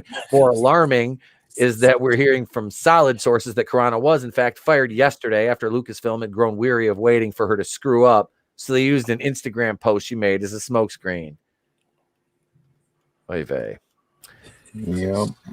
Now, there are a couple things here that are important to note. First, we're hearing reports that Disney knew all the way back in November they planned to get rid of Gina Carano. We've read some reports reporting that Carano was planning to receive her own show called Rangers of the New Republic, but she was scrubbed from the announcement as very high-level execs at Disney did not like her tweets or personal politics, but they will still tolerate Justina Ireland, Daniel Jose Older, Pablo Hidalgo, who else? Christina Ariel. Yeah. Pedro Pascal. Yep, Pedro Pascal. They will still tolerate that. Chris Evans. They're Prinze Jr. Mark Ruffalo, Freddie Prinze Jr. Yeah, He said he wanted to slap her. One of them said anybody with that was a supporter of the 45th president of the United States, their children should be put headfirst into a wood chipper. Yep, Morrissey. Morrissey, yeah. Yeah, Mark, the name eluded me, but yeah. So, and all she said was, let's not let the media turn our neighbors against us like happened in World War II. She shared a post that said that. I think. Yeah, she didn't even say it herself. She just shared a post, and people took whatever it said and just put whatever contrast they thought she was making. Yeah, let's not act like Yahtzees. Proceed to act like Yahtzees. Exactly. Exactly. That's the problem right there. Is the people that use that word these days don't know what it means in reality. Don't understand the historical context. Well, you guys, isn't it fun? Now we can be called the N-word too. We can. Yeah. Wait, what? But they. Well, yeah. Wait, what? We call the N-word, but there's two. There's the black N-word and the white N-word. What? Wigger? No, N-word. Like Yahtzee. Yahtzees with an N. Yeah. Really? Yeah. You got yours and we got ours. Apparently, that's a thing now. I guess because anybody that you're Yahtzee. You're is that the correlation? Is that what they're trying to say now? Is that what the kids are trying to say? I mean, sometimes I ain't gonna lie. Sometimes I've used the other F word to describe some people, but really, I'm already problematic as it is. Oh God, he's got a Punisher shirt on. That's it. Where were you on January 6th? That's it. There's my Q sticker right there. And we got our channel's been taken down apparently. So, thank you very much, ladies and gentlemen. It's been a pleasure. I'll have to start a new fucking channel. You're welcome. God damn it, Draven. You and your fucking Punisher shirt. It wasn't even his fucking sparkly fangs. It was his Punisher shirt that got me. Hey man, I've been rocking the Punisher shirt since like 2004, so since he left Twilight, back when the Thomas Jane Punisher came out. Okay? Let me. Did you see that Marvel said they're not going to change the logo of the Punisher though? Yeah, because they know the backlash. It's just like Black Adam. They're going to change the name of Black Adam. I was like, excuse me. What would they change the Punisher logo to? I don't understand. It's a guy the character himself does all these certain acts. What? It's going to be a fluffy kitten. It'll be. That could be funny if they did. That could be adorable. To be honest, that would actually be even more badass. That would be kind of funny. You give him a little kitten on there, and that becomes his companion. He always holds one when he kills somebody. It's like, wait, he just has a cat and he pretends it's a machine gun. He drops it. He drops it, and then he tries to save it. So he acts like I'm saving this cat. Okay, that's why I'm shooting you. Okay, no.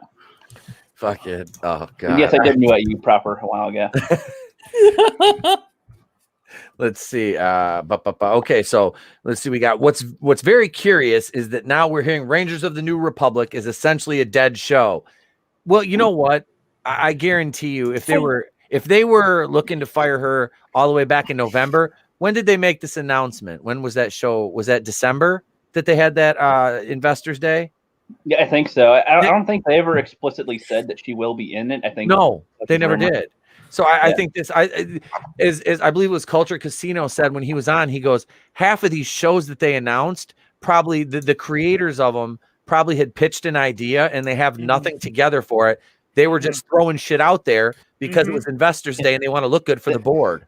They did that with DC, I think, a while ago. They're like, we're going to have like all these like 15 DC movies, the Sirens and somethings and whatevers. And I think we saw Birds of Prey, and that's probably about it.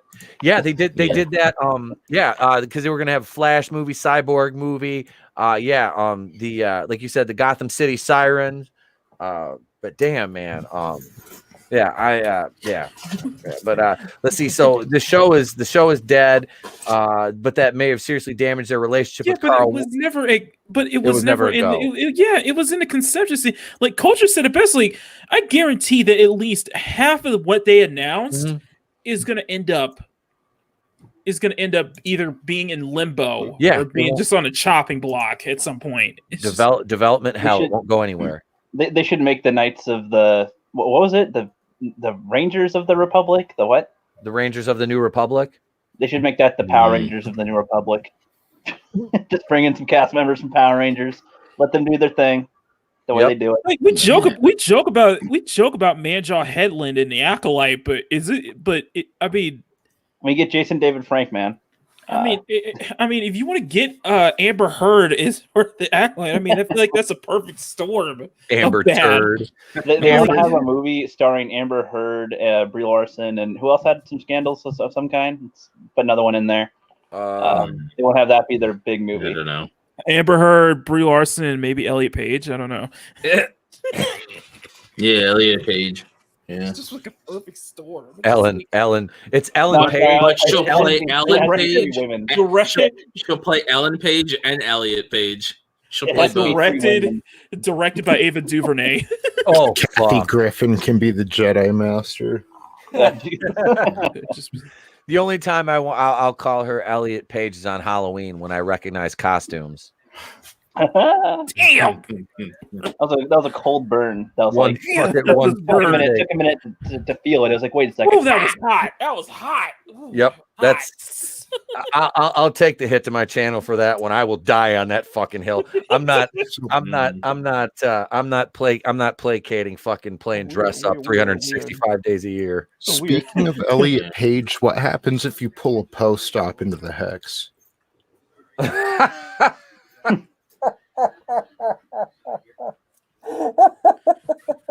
mean, do they just? I don't know. Right. Ruby Rose was rumored to be. Depends on what era they're in. Ruby Rose. Oh my god! What era lightsaber. It's like this. Can we? Hang on.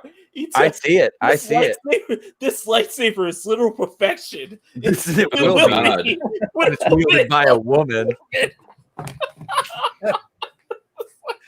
Can we please get Ruby Rose in the fucking Leslie Headland show with Amber Heard? I mean, if you throw, I don't know, throw Tanya Harding in there as an old grizzled Jedi too. I was like, you know what? She might not be able to beat up guys twice the size, but she could probably beat up Amber Heard. I just want to see that. Brie Larson was rumored to be in the Acolyte as a character. Was that was a Mike Zero video? I watched that one. Was that Jay? Are you talking about the Mike Zero video? He was like, hang on a second. Where's it at? This piece of wood is literal perfection. It will be. And then Brie Larson is going to be in the Leslie Headland Manjaw Star Wars show Acolyte. Harvey Weinstein will be anxiously watching from prison while Brie Larson plays a Jedi named Maeve. Amber Heard, well, all we can hope is her performance doesn't shit the bed. Mike Zero, thank you for this information. Thank you, Mike Zero. I know. You never fail. Do you have any other news? Do you have any other news from the future?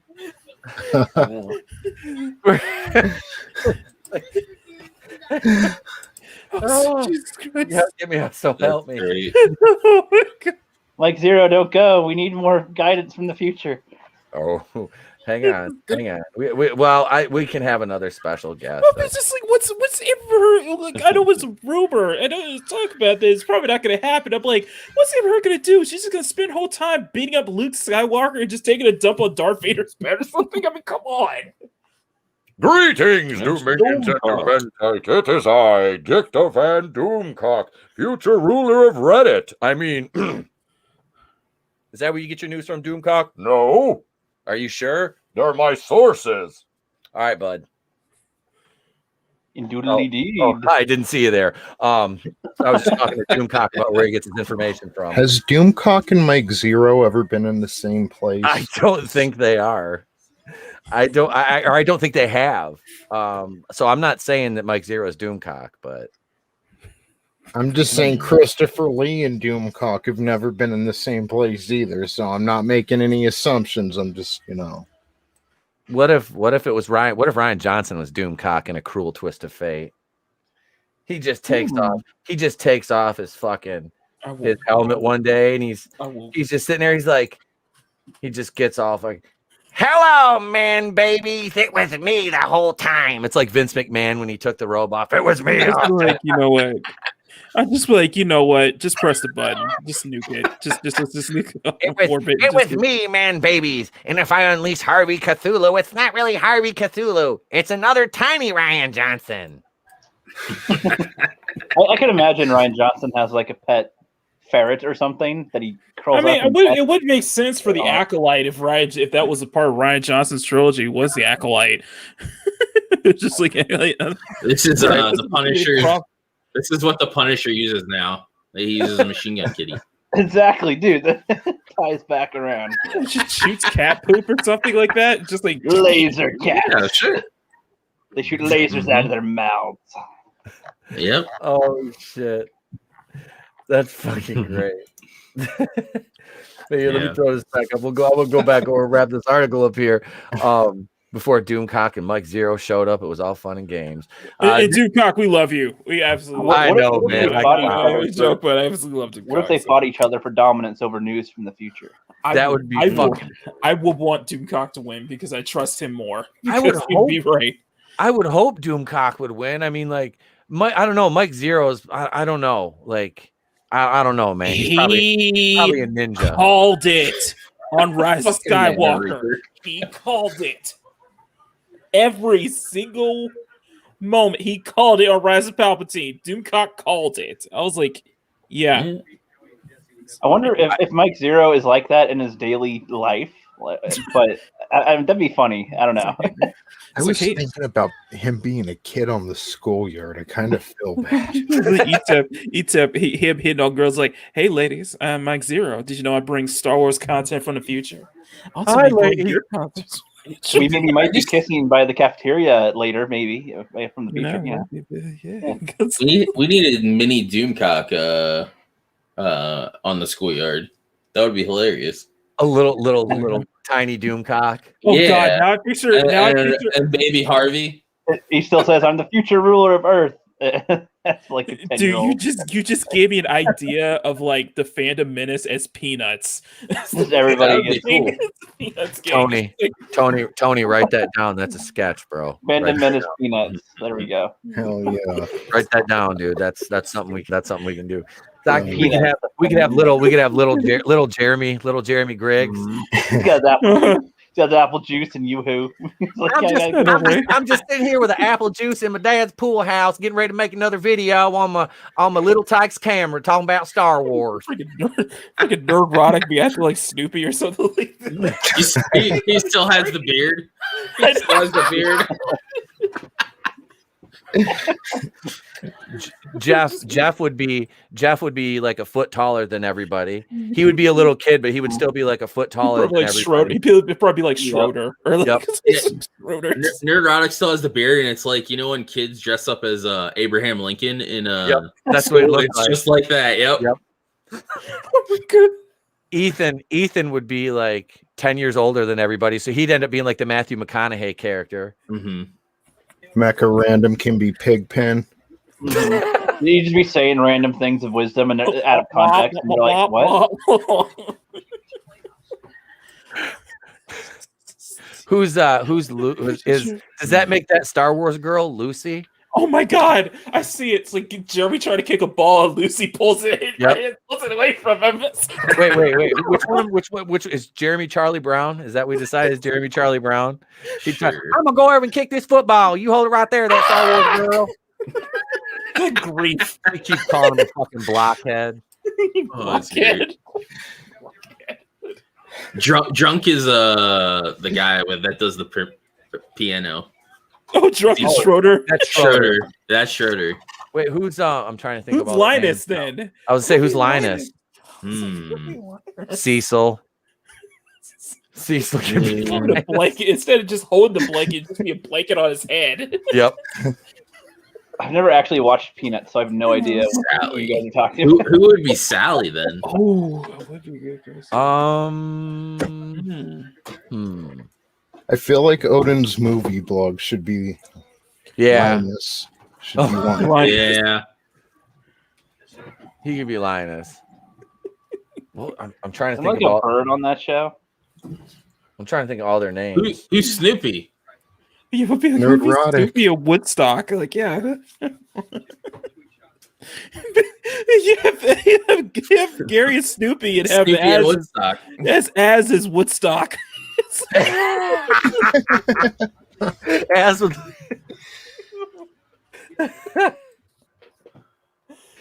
oh god. Oh my god. I feel like I need to draw this. This would be an easy meme. Just Photoshop their faces onto the Peanuts cast. Yeah. And, Do them in actual Peanuts style though. Do it So does that mean Ripper is Franklin? Hell yeah.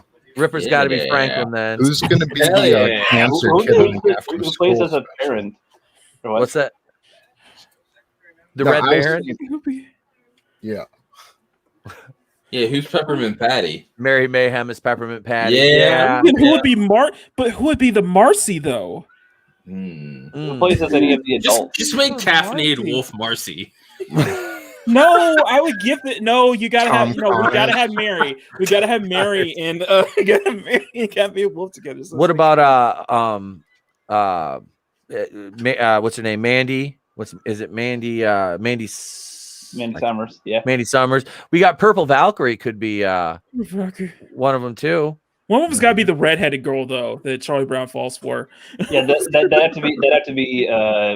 That'd be Samantha Joe or Purple Valkyrie. Yep. Both Right. Yep. Either one of them. Mm-hmm. Yeah, because he just always calls her that little redhead girl. Yeah. That's how he refers to her the whole show. It's just the little redhead girl he has a crush on. Mm-hmm. Poor Chuck. Good grief. The Fandom Menace Peanuts brought to you by the Place to Be Reviews, where we've been here with all of yous. Oh my god. Next week, the cast of the Fandom Menace will be on U.S. Acres. It's like a Phantom Menace is cast of The Simpsons or something like that. God. Like I said, we did a Fandom Menace Into the Spider-Verse movie. Hang on a second. I'm gonna we cast the whole thing. Hang on a second. Mary Mayhem is Peppermint Patty. Just Hang on. Let me find this here. Talk amongst yourselves. I want to know who's going to be the cancer kid on the after school special. Monday, Matt. Damn. Oh, Damn. oh, Mad Max. I didn't even go there, man. I didn't even go in there, man. Oh man. Oh man. I can't find the notebook. What I missed? I can't go there, man. What That's happened? teacher going blah blah blah. That's too. Larson. Brie Larson. Either God, Brie no. Larson or Ryan Johnson. Right. Man babies. It'd just be man baby instead of wah wah wah wah. Yeah. The fucking Fandom Menace Peanuts. I like it. I like it. Jesus. Wow. That's a great idea for a sketch. I'm telling you right there. There's a little animated sketch. God, let's see. Should we go through? We go through a little more of this article, I guess. Okay. Let's see here. There's more fallout. Let's see. It says you may have noticed Disney's stock is skyrocketing as their Disney Plus subscription numbers have gone astronomical. They've already hit 90 million subscribers, and the revenue from that of consumers per month is ridiculous. Disney will literally do anything to keep that number going up, since the amount of power they can retain through long-term subscriptions is ridiculous. If you think Disney has cultural influence now, just wait till they have 250 million subscribers, paying them each month to babysit their kids. But then cancel Disney Plus started trending on Twitter over and over. Major conservative and moderate voices began calling for customers to cancel their Disney Plus subscriptions. These are people with millions of followers. And then a bizarre thing began to happen that not even I saw coming. People did actually begin to cancel their subscriptions en masse. Like I said, shocked Pikachu face. I was like, oh, this is going to happen. I was actually surprised how many people had subscriptions in the first place. Mm-hmm. I thought everybody a long time ago was like, we're not going to give Disney money, but a lot of people did. You have a lot of normies, man. You have a lot of normies. Oh, yeah. Let's see. YouTube channel Overlord DVD has begun reporting that Disney execs were taken aback by the number of people unsubscribing from Disney in the last 24 hours. More concerning to them, they began to see exactly what people were saying about Disney as a company, and it was eye-opening. While the numbers reported to the investors today did not reflect the losses the company experienced in this latest call to action by customers tired of Disney's pattern of action, what Disney is seeing is the beginning of something I can only compare to what occurred to Blizzard Entertainment when they showed Diablo Immortal. So what? Okay, I don't understand this really. All I know is Diablo was not very well received. So did Blizzard totally just like their company? Diablo Immortal is basically a mobile version of Diablo, and they basically were like, everybody hated it because it's a mobile fucking game. Nobody cares about mobile games, and they basically like, you don't have a phone. Everybody has a phone. You guys not have phones? Yeah, everybody has a phone. Like, they made a big thing about it.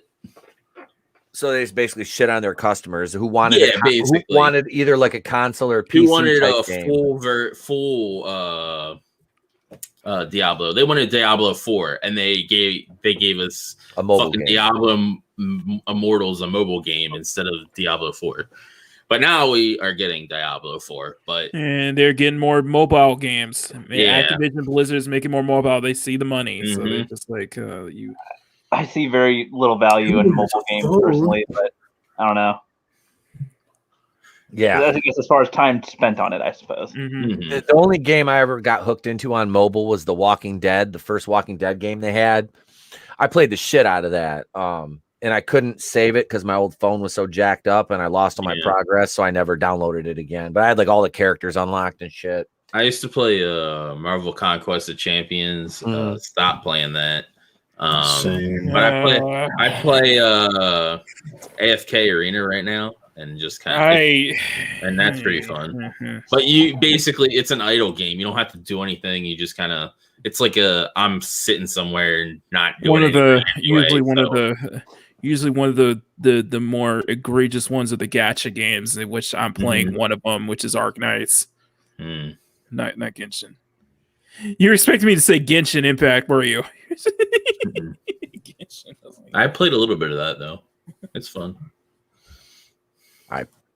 I'm gonna go play No Mercy on my 64 after either that or Tecmo Bowl on my NES class. I'll just do Paperboy. Control, dude. That's what I've been playing. I fucking love Paperboy. That game is I've been playing a lot of River City Girls, so I'm just like, oh my god! I forgot I have Rumble Roses for PS2. Is that any good? I never played it. Rumble Roses? Yeah. Like a wrestling game? Yeah. Fuck. It's a titty wrestling game. Yeah. Yeah, it's basically Dead or Alive done. Just kind of that Dead or Alive level fan service. Okay, so while we're mentioning Dead or Alive, that movie, it was bad, but God, it was bad. Jamie Presley's so hot. Like, just seeing her all like nice and cut up with those abs, I was like, I don't care. This movie can suck. She's fucking hot. I'm fine with that.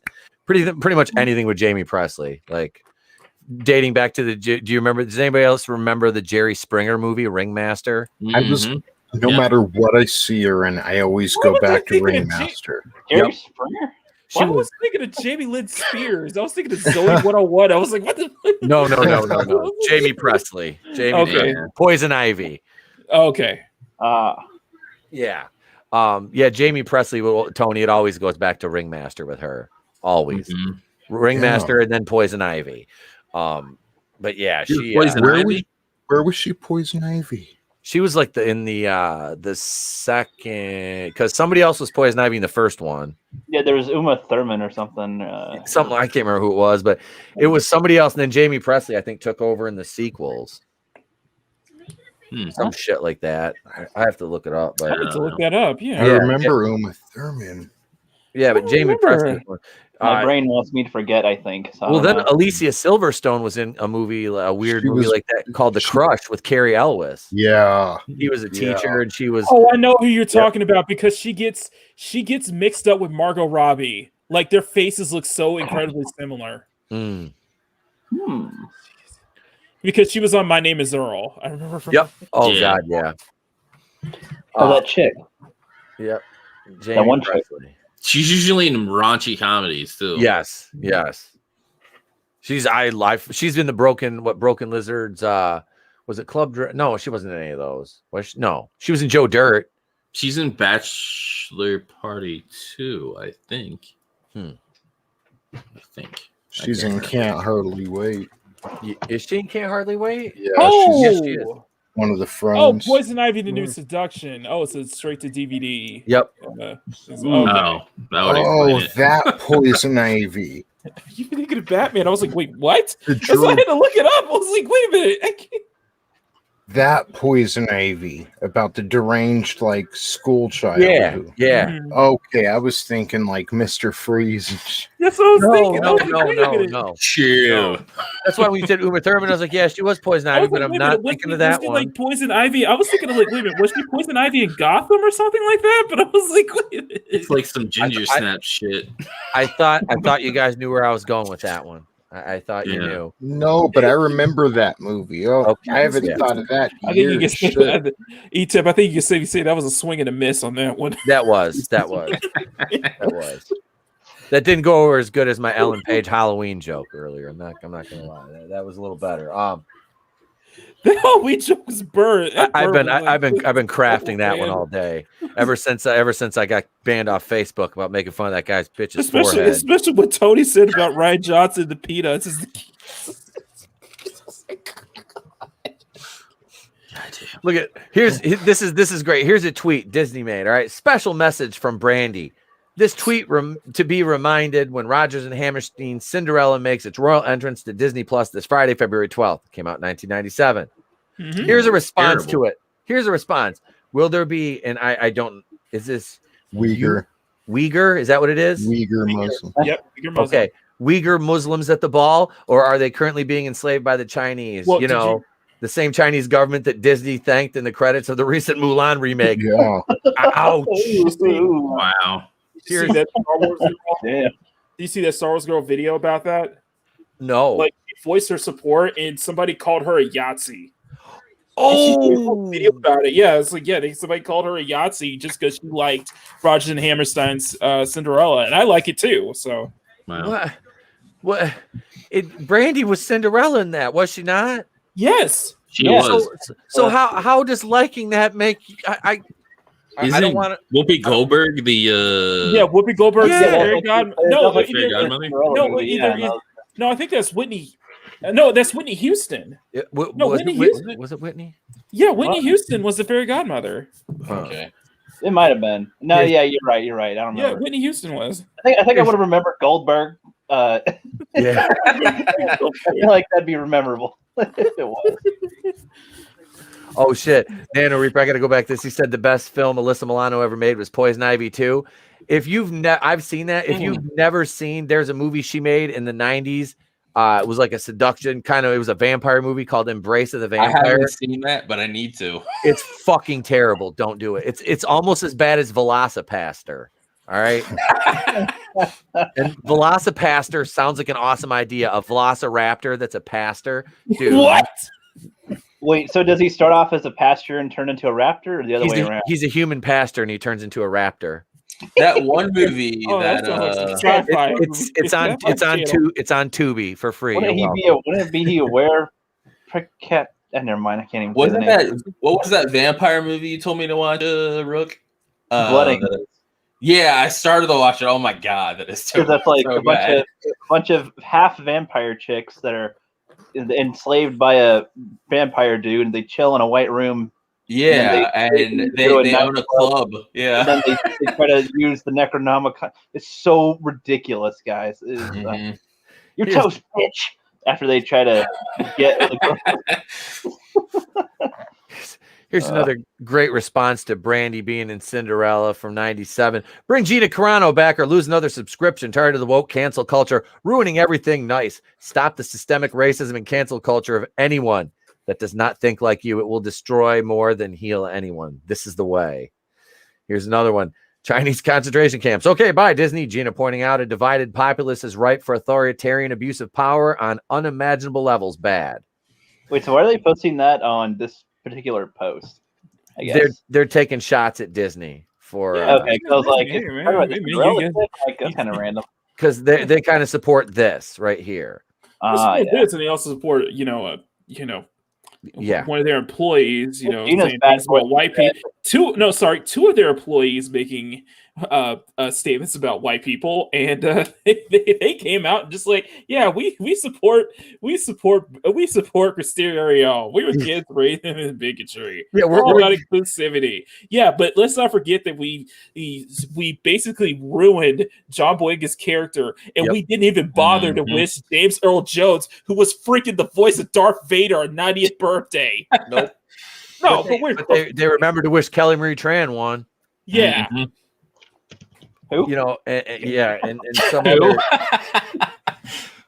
that's it, don't you dare talk about Kelly Marie Tran like that, you neckbeard incels. Yeah, what about James Earl Jones, who's had the same freaking birthday? He's a person of color and the voice of Darth freaking Vader. Yeah, but they're just like, nah, it'll be fine. Yeah, crickets. All we hear is crickets. Just like, yeah. Kelly Marie Tran sounds like a wannabe rapper name. What's that? Kelly Marie Tran. I could see them saying that, like, when they're going Lil Wayne, Young Weezy, Kelly Marie Tran. Got to drop the hottest mixtape. I was thinking in relation to Johnny Tran, the Fast and the Furious, but okay, let's go with that. Oh yeah, he got punched in the face by Michelle Rodriguez. There's like 10 Fast and Furious movies. There's like 10 of them. Gina was in the 6th one. That was the first one. That's the only one I've ever. I've seen the first and second. She was in Fast and the Furious. Yeah, Gina Carano was one of the bad guys in Furious 6. She was fighting Michelle Rodriguez in London twice. Really? Wait! I thought Ronda Rousey was in one of those. Ronda Rousey. She got to fight with Michelle Rodriguez in the 7th film. I'm not gonna lie. Gina Carano was in it. They all meld together at this point. I don't think either I haven't seen them or I've seen them and I don't remember them. I don't. I've watched every film up until I've seen the 7th. Them all too. I just don't remember. I've watched everything up until the 7th. I was done after that. But yes, Gina Carano. Gina Carano was in a fight scene with Michelle Rodriguez in the London train station at the beginning of Furious 6. Oh, okay. Dude, the Fast and the Furious franchise is like its own genre. It's exactly. It is. If a car were to operate on real physics, that'd be kind of dumb in this type of series now. It's you know what? They have to do like a backflip. They have to shoot like 80 bullets out of their car real quick, and it's got to explode. They have to leap out of their car and then land perfectly like into the next one in midair or something while flashing them or something. I don't know. Sharknado is more believable than any of the Fast and Furious movies. Exactly. All right. I know. I saw like the first one. I went to the first one, saw it in the theater. I was like 20 or 21 when it came out. I was like, I went and watched it with my friends, and then we come back and the next day they're all going out and buying like Euro can exhaust and spoilers for their Ford Focuses and shit. I'm like, the tuner culture. Yeah. Yep. I was like, nope, not me. I'm still rolling with my Daytons on my fucking Park Avenue. It's like they try to have good-looking dudes and women and cars, and that's it. Yep. And then there's action in it as well. So it's like, okay, that's all you need. And Vin Diesel saying family every 10 minutes. Well, they kept with that up until the 5th movie. It's like South Park when they say, I've learned something today. It's just like that. But with at the end of the day, it's about family. Yep. You know? Yeah, also remember, Wonder Woman, she got her first debut in the fourth film. So that's right. Gal Gadot was in that. Yeah, that was her first appearance. Yeah. I don't remember the fourth movie. Yeah, either. her and the Asian guy were together there. Mm-hmm. Curtis YZ. That's a quote I remember from the first movie. That was, like I said, and they said a quarter mile at the time for a sec. Mile. Okay. a 10 quarter. seconds or less. I live my life a quarter pounder at a time. I'm a biscuit away from losing. I'm a biscuit away from losing a foot right now, ladies. They are cheesy, but they're fun to watch. They are. Like I said, I can watch the first two, and I'm good after that. Well, it's just the point where you get to kind of like, I would say about the fourth or fifth movie where you're just like, okay, this is some BS right here. This is no freaking way.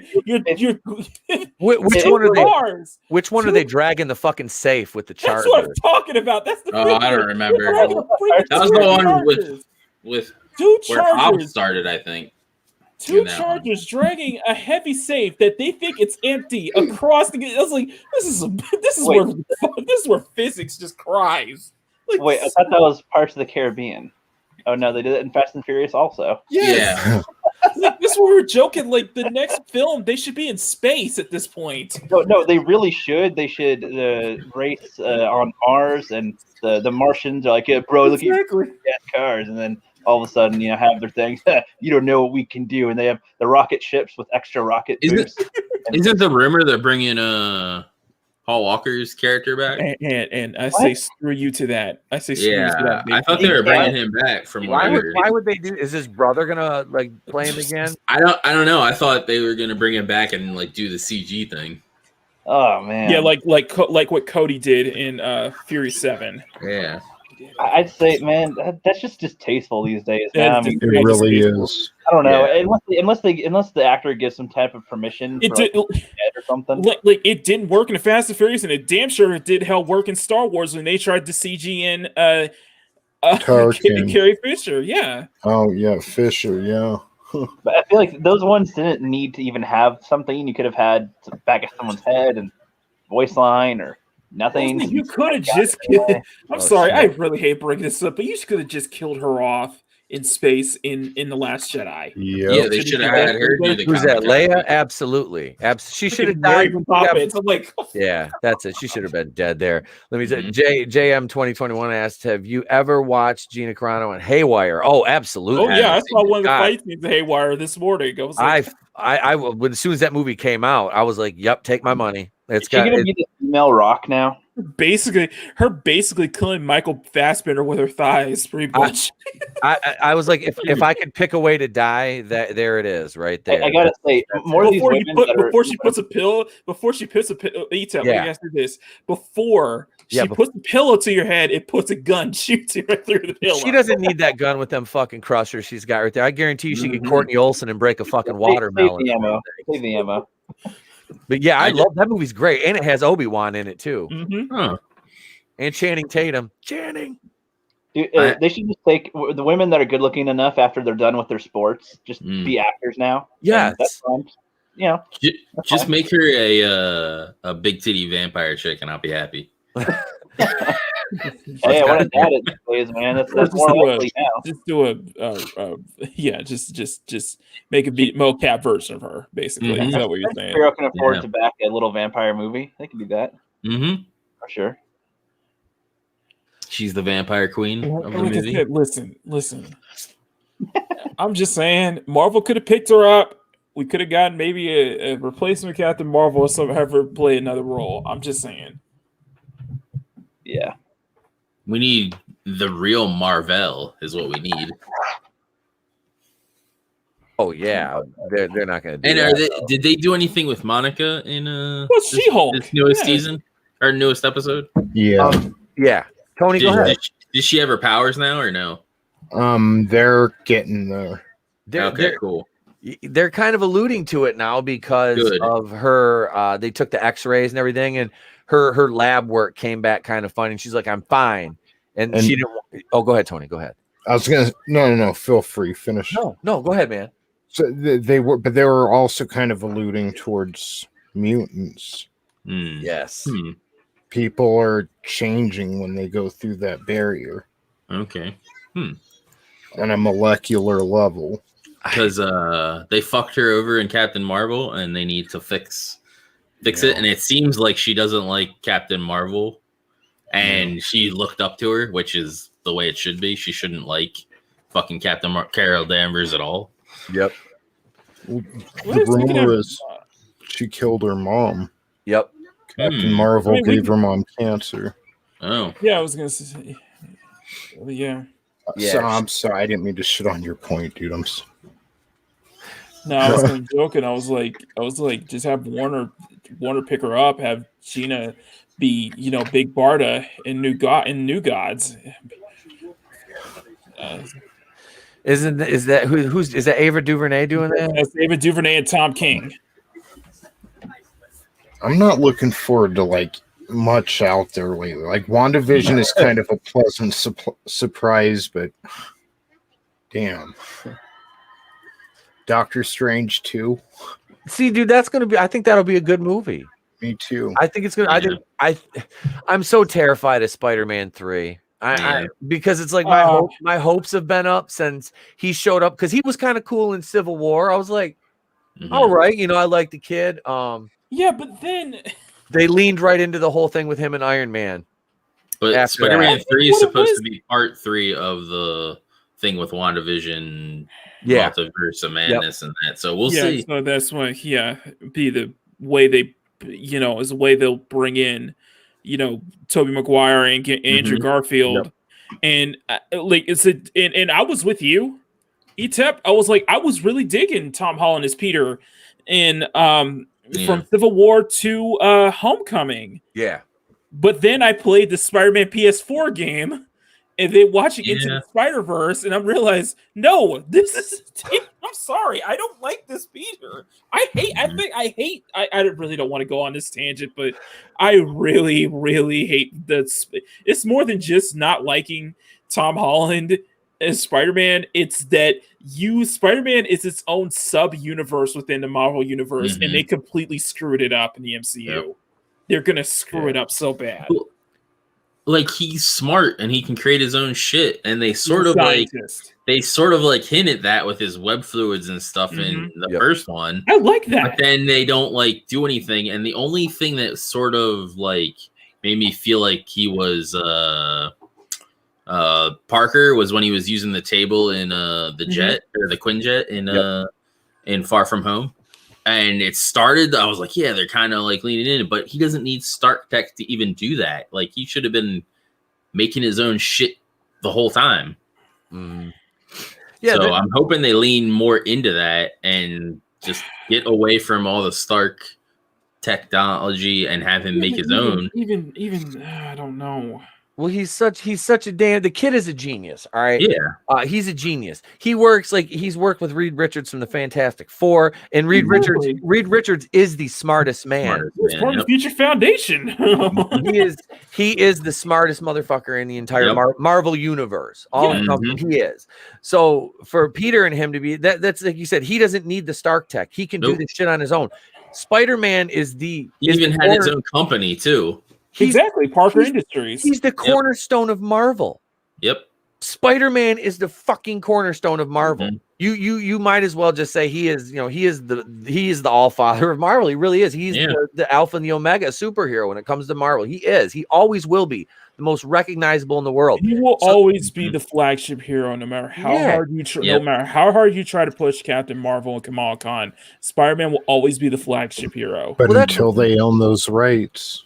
Yeah. Until they own those picture rights. Yeah, but even then, you're still not going to change it. Yeah.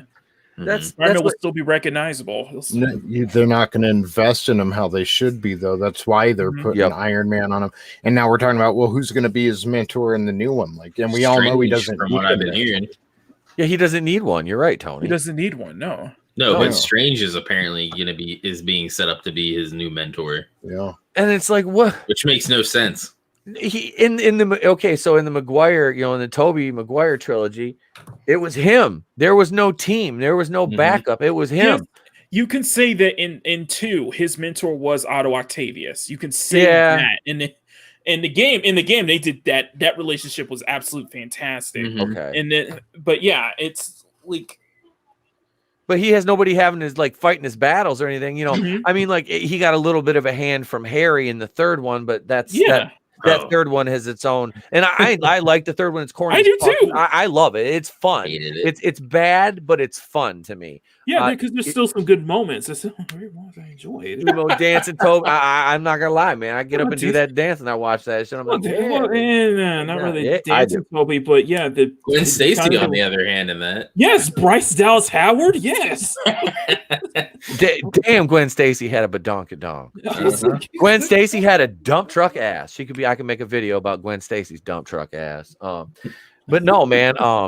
It was, you know, it was good. It had its high points. You know, he was always his own man, though. You know, the MCU, it's like they never gave Tom Holland's character a chance to stand on his own.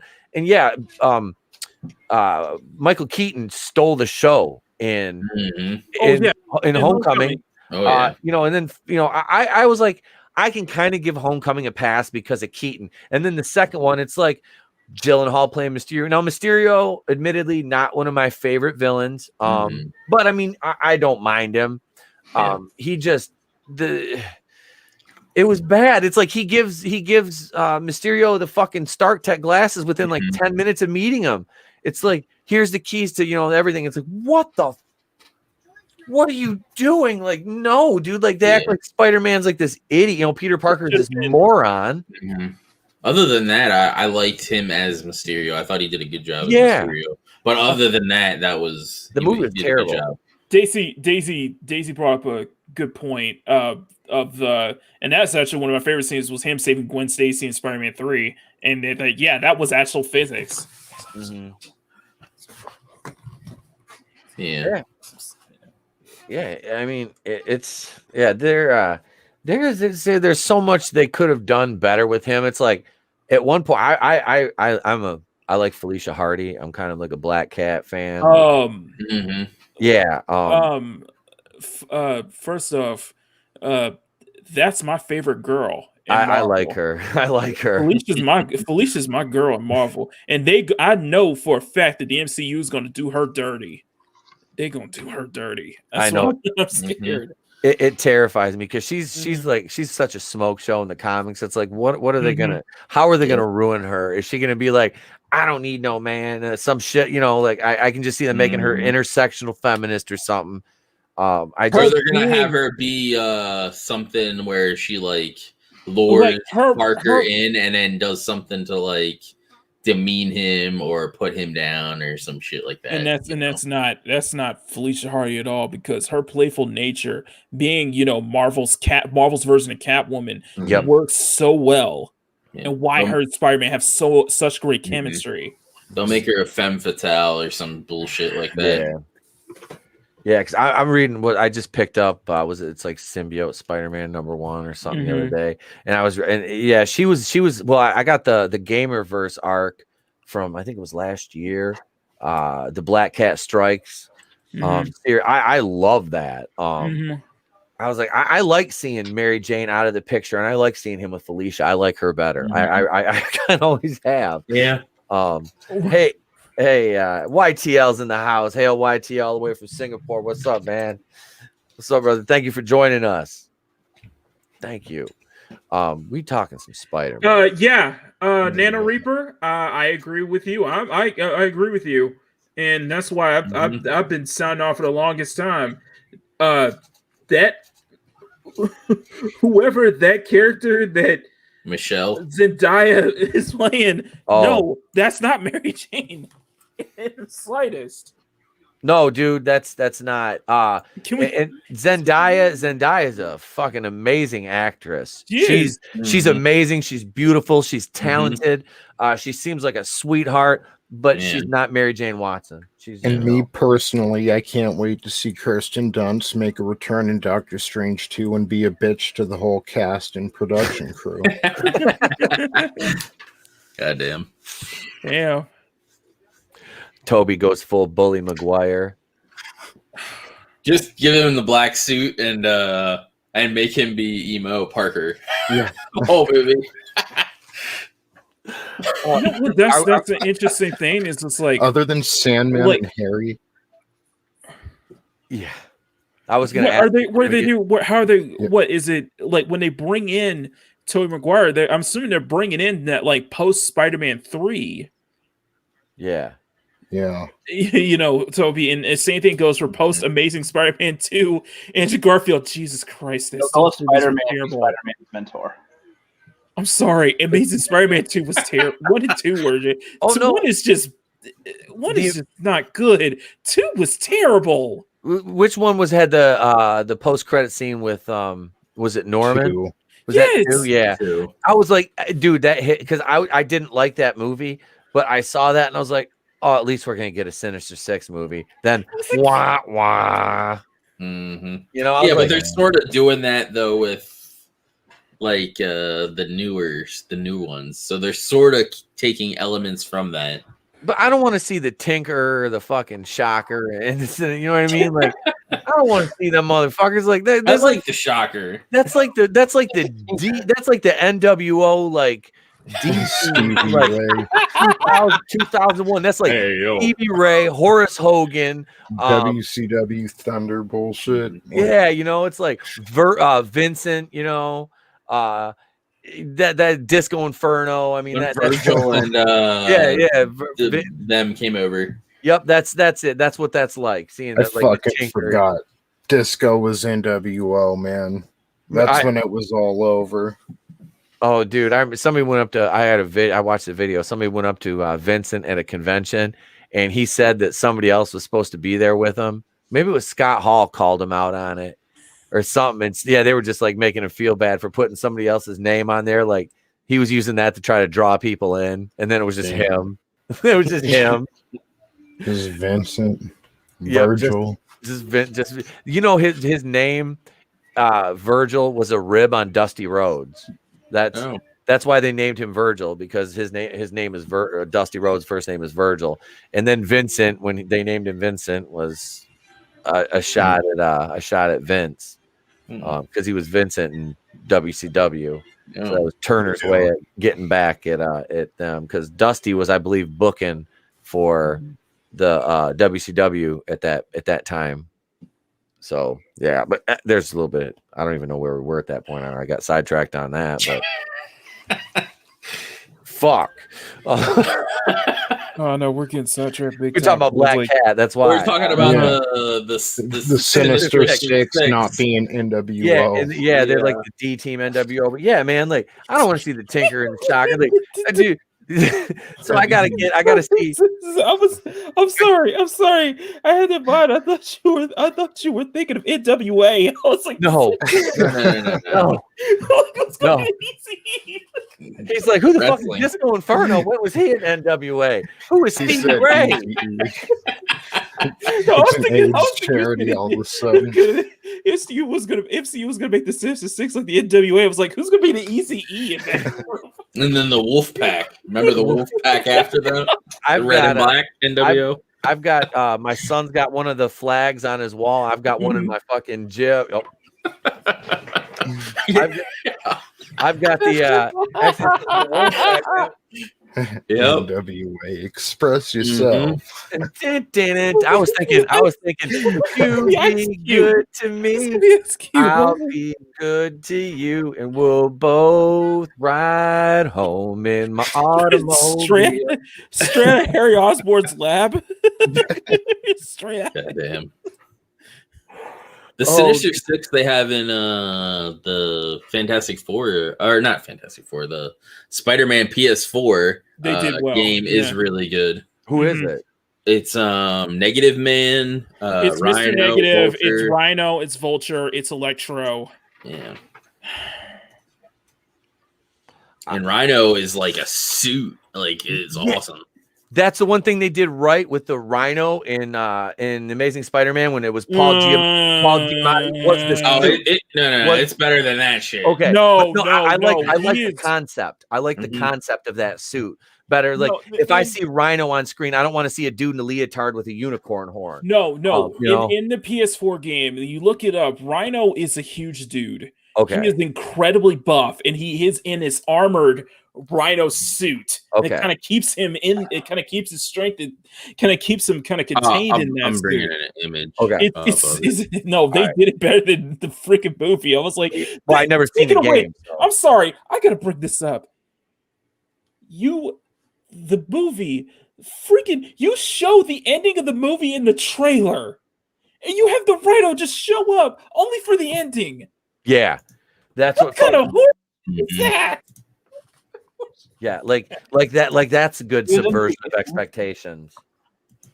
Yeah, he was at the start when he was getting chased, but that was it. Yeah, it was. It was.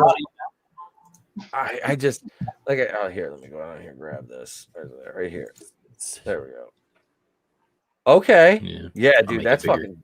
Yeah, that's what she said. That's fucking dope. That is. See, I like it. Yeah, I like it. They made it full Russian. They're not just like some Paul Giamatti like. Yeah, I like when you fight him, you're like avoiding him because he's that fucking. Does that Rhino talk? And does he sound like he does. Yeah. No, he sounds like a full Russian. He sounds like a Russian. Mm-hmm. Is he Gilbert Gottfried? Hi guys. No. I'm gonna get you. Hold still so I can. He sounds like one of those tougher Russians. Yeah, I like the suit. That is cool. Mm-hmm. I like that. It's like I said, it's like I know you haven't played Arkham games, but picture Bane. That's basically that's basically kind of that way they personally went with Rhino. Okay. Yeah, it looks. Like I said, it looks much good. what Rhino is. Yeah, he's Marvel's Bane. Mm-hmm. Well, I mean, at least he didn't have the fucking. They didn't have a fight in the sewer. God, I hate that fucking. I hate that in the third fucking Nolan movie. It's like, what? Why is everybody walking into the sewer? I'm like, are you all stupid? How did you know damn Ninja Turtles down there? I know, right? Well, the opening scene with the fucking airplane too. I was just like, oh, really? They don't have fucking radar in this thing. They're not going to pick up a huge aircraft flying right over top of them. Nah, it'll be fine. I wonder if they wrote down the plot and was like, this is what like Bane and them. They write down the plan, and somebody goes, "Can we like do something simpler than this, please?" Sounds like a lot of work here just to do one thing. It's a lot of all that work to hijack a plane. I was like, no, to hijack the plane, inject blood into a dead body, or something. It's like I was like, I feel like there should be an easier way of doing this, guys. I mean, yeah, it's like, no, this is complicated. It's like McKinney. If I inject some of my blood into you, then when they do a DNA test, they'll say that it was me. Yeah. No, they won't identify that it's McKinney 90. They'll identify that it was me that's dead. Yeah, but still, I feel like that's. No. It's like, that's so stupid. I feel like, you could have. I feel like there could have been an easier way of doing this, guys. Come on. Yeah, this is complicated. This is your Sinister Six in the new game. You got Electro, Scorpion, Vulture, Rhino, Mr. Negative, and Scorpion, and then Doc Ock is leading them. Yeah. Sixth. Why are they called the Sinister Six? Why not like the Devilish Dudes or the Brawling Broskies? I don't know. Crazy cats. I don't know. The voluptuous vampires. I don't know. Ooh. Well, originally the Sinister Six. That's Doc Ock. That's Mysterio, that's Kraven, that's Sandman, and that's Chameleon, and that's Vulture. That's the Sinister Six. And by the way, Sandman and Mysterio are referenced in the PS4 game. It's in their separate universes. In fact, it's kind of crude what Peter does with Sandman because he keeps him in this bottle this whole time. He left that bottle for years. He has a jar of dirt. Yeah, it's like a jar. Like you left him in there for years. I was like, dude, that's messed up. Yeah, when he gets out, he's gonna be pissed as all hell. I know. I have a question. Does the Sinister Six, does like one person bring them together? Like I will bring the Usually. villains together, or do they all meet at a bar randomly? No, he brings them together. They meet at a bar randomly, and they go, you know what? I hate Spider-Man, and then all 5 other ones look. No. Oh, I hate him too. Oh, we should all make a group together. Oh my God, let's go. No. The way that they do a great because that's another thing I love. Yeah, that's another thing I love about how the game does because it's in their own universe, and it's a Peter who's been Spider-Man for like 5 years. He's been in the game, so it's and the way it is that Doc Ock basically breaks them all out of the raft. I'm so glad Alfred Molina's coming back too. I have to mention that because to me, like honestly, like I've seen freaking damn near I've seen every Spider-Man movie a couple times, even Turkish Spider-Man, and I mean it doesn't as far as superhero movie goes, it doesn't get much better than two is regarded as one of the best Spider-Man 2. Yeah, there's Sentai Spider-Man too. Never seen that one. Have you got to watch Turkish Spider-Man? It's like 3 Devadan is the name of the movie. It's on YouTube.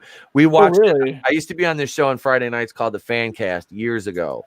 And we watched this the first night I was on there, we watched this movie, and it's like, holy shit, dude. It's 3 Giant Men is the name of the movie, and they have to get like Captain America to come stop Turkish Spider-Man, but it's not Captain America. It's like 3 giant men, 1 little woman. It's like Captain Puerto Rico or something. Oh, I thought you were referring to Spider-Man India in the comics. No. This is a movie. Okay. Turkish fucking Spider-Man, dude. This is because there's a Turkish Star Wars too, but I haven't seen. I watched that one all the way through. Yeah, 3 Devadan is the movie, and it's right here on YouTube. It's up there with classics such as the Roger Corman Fantastic Four, which is also on YouTube. Where does the old Captain America, the 2 Captain America films fall? Those are down there with the David Hasselhoff Nick Fury movie. Yeah, America Rides Again. Oh my goodness. It's the Incredible Hulk TV show is above those. Okay, yes, Lou Ferrigno. Yes, Lou Ferrigno is above Mark Ruffalo still.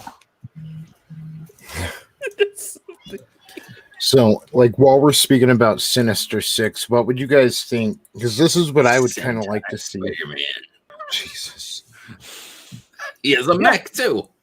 Yep. Japanese Spider-Man. Yep. Wait, he has a Megazord? What the fuck? Yes. Jesus Christ. Yeah, he has a Megazord. Yes. This is from like the 70s. This is from the 70s. A Megazord. Yeah. I don't know. Yeah. I don't know. But he like hits a thing and his suit spews out or whatever, and I think he goes into his suit like that. Build the thing? Yeah. Like yes. How? What? It's the 70s Japanese show. It's like Japanese. You know they do the Sentai. They love their big one. Basically, it's Marvel. It's a Marvel property because freaking Stan Lee wanted to do a Power Rangers thing. So he wanted to break through into the Japanese, with the Sentai market. So they did this in Japan. Yeah. Yeah, I was like, oh, that's cool. I would never have guessed. Hey, guess who has a Megazord in the Marvel Universe? Spider-Man, of course. I'd be like, what? Yeah, there's. I don't know if this is legit or not. No, it is. Also have a Spidey copter, or is that just a toy that was random? No, not that. No. Like it's legit. In fact, it's even brought up in. Oh yeah, I know. There's brought up in. I don't know if it was brought up into the Spider-Verse, but I'm wondering if it's actually on. I don't know if it was brought up into the Spider-Verse, but it was brought up in, Dan Slott's, whole Spider-Verse event in the comics. It was Dan Slott blocked me on Twitter. I know. Slot TV. He's a dick. This here is what I've seen, and I'm not sure if this is legit or not, or somebody made it. This here. But yeah, I don't know if it's just in or in Japan, or if it's Yeah. here as well. Now, But, does he go inside the suit, or does he just control it remotely? I think he goes in the suit, if I'm not mistaken. Okay. But yeah. And then he has that car too. Taking Mary Jane and Gwen into the Megazord. Like, yeah, I don't got a car, but I do got a Megazord. How I you don't gonna even get know it if they're there? in it. We're gonna take my Zord. Yeah, some what is it? So in the multiverse, Earth 1048 is the PS4 game. That's the PS4 game in universe. I know that Avengers is not in that universe. I forgot what was it. What was it? What was the number? I have to look that up. Earth. I want to go back to Tony. Earth 30847. That's Marvel versus Capcom. That's no Marvel. I forgot they did a Marvel versus Capcom. Yeah, they did the whole Marvel versus series, man. Yeah, they had a whole series of those What's games. What's a Capcom property? Marvel versus what's it, like Mega Man and shit, wasn't it? Yeah, it's Mega Man. Yeah, that's if you guys remember Marvel versus Capcom, X-Men versus Street Fighter. Oh, yeah. I remember like DC versus Mortal Kombat. I don't remember anything else. Funny thing is that was actually acknowledged as part of a multiverse in Mortal Kombat 11. It's actually good. Like, remember when we fought Batman? Yeah. Mm-hmm. Yeah, let's see. Tony. Yo. What were you saying? You were saying something about Sinister Six. I'm sorry, man. What were you saying? Because I'm into Sinister Six, dude. I wanted to hear what you had to say. I'm sorry. Well, I was gonna veer it over because I keep hearing about a Dark Avengers movie, and I kind of think it would be like interesting to see a Dark Avengers movie maybe happen during the blip. Maybe they start forming there, but I mean the point is like just there's no super team to face something like the Sinister Six or the Dark Avengers right now. So I think it would be kind of interesting to take a turn, and maybe see it from a villain's perspective, maybe get a villain Avengers movie and just try something different, like some kind of Suicide Squad. They've been that's what the Dark Avengers were, and they've been talking about that for a couple years now, since San Diego Comic-Con 2019 actually. And it was along the lines with the New Avengers and the Dark Avengers and the Young Avengers. It was like because they've been working on like scripts or treatments for those for the past couple years. And I'm trying to think because they put one of them into pre-production. I think it was maybe like a year ago. I think it was the Young Avengers, which I know they're leaning into that. And to go along the lines with the Dark Avengers, that theme, I know they're going to do the Thunderbolts, which is going to end up being a Disney Plus show because you've got Ross, the Red Hulk, and you got Zemo. Am I correct? Isn't Squirrel Girl part of the Thunderbolts? No, because the Thunderbolts was all villains. Oh, all villains. Yeah, all villains. Yeah. Because I'm thinking Red Hulk. Yeah, because I'm thinking Red Hulk. Yeah. Yep. Yeah, that was all villains. Okay. That's what it is right there. You got Baron Red Hulk. Zemo. Yep, Baron Zemo's the one's going to organize it, and that's going to start off in Falcon and the Winter Soldier. Now it's interesting. How would they? Because I know because what I'm seeing is that they could bring in Bullseye from the Daredevil series. That could be a good kind of way to weave that in. I would love that because they're going to bring Charlie Cox in, and fingers crossed we're going to get Vincent D'Onofrio as Kingpin too. He has to. There is no other. I cannot picture anybody else play a better Kingpin than Vincent D'Onofrio. Oh my god, that was. I said the only person who could come close to not topping, but maybe reaching the bottom level of D'Onofrio would be Liev Schreiber, who did the voice work in Into the Spider-Verse. And he's such a talented actor. Like I said, he was supposed to play Chris Benoit in the Chris Benoit movie, Cripple. Oh, right. But yeah, I would. I want D'Onofrio obviously to play the role if they're going to do that, because he just epitomizes that role. It's perfect. That is like a perfect casting, and that makes me happy because he's such a good actor. I mean, they could tease Thunderbolts and Black Widow since you have Taskmaster. Yeah, but Taskmaster, but then you also got to bring in Fixer, Songbird, and now this one's going to be interesting to me. Kara Sulfan Moonstone, who was like another Miss Marvel, which she was a part of. Like, I know they can't do it. I know the MCU can't do it, but I would love to have seen a Dark Avengers. Oh God, dude! Like, yeah, that was when Norman Osborn was in the Iron Patriot armor, and he was leading. I think it was him, Moonstone, Wolverine, Supreme, Symbiote Spider-Man. I forgot who the team. I have to look that up. Yeah, it's awesome. See, if they did the Dark Avengers like that, that would be great. What do you got here? Your Thunder? The Masters of Evil. See, that was a rumored title of an Ant-Man movie for a while. Was Ant-Man versus the Masters of Evil? But it's what now? Was it? Zemo is coming back in Falcon and Winter Soldier. And Winter Soldier. So maybe they are setting it up for Thunderbolts. Well, they are. They said it was announced as one of the Disney Plus shows. That's coming eventually. But like I said, I've been talking about wanting a Thunderbolts movie since I started my fucking podcast. It was like, I was like, that was one of the things. I'm like, man, this team, it just like, it makes sense. I was like, you got Ross around still. It's like, why are you not going to utilize him? Yeah. But yeah, I dig it. And I guess they're going to bring, what's his name? Tim Roth. He's Dark Avengers for Phase 6. See, that's it. But I would like to see. I'm gonna be too old to care. But no, I mean, are they gonna bring? It's like, when are you gonna get another Avengers movie? I'm assuming it's gonna be with A-Force. I'm sorry. I hate to bring that up, but Jesus Christ. Screw that. I want Savage Avengers. That's what I want. I just that A4 that scene made no sense whatsoever, and Brie Larson up here wanting an A-Force film. I'm like, yeah, screw off with that. Yeah, nobody's clamoring for that. That's why the comic book sold 10 issues and they discontinued the line.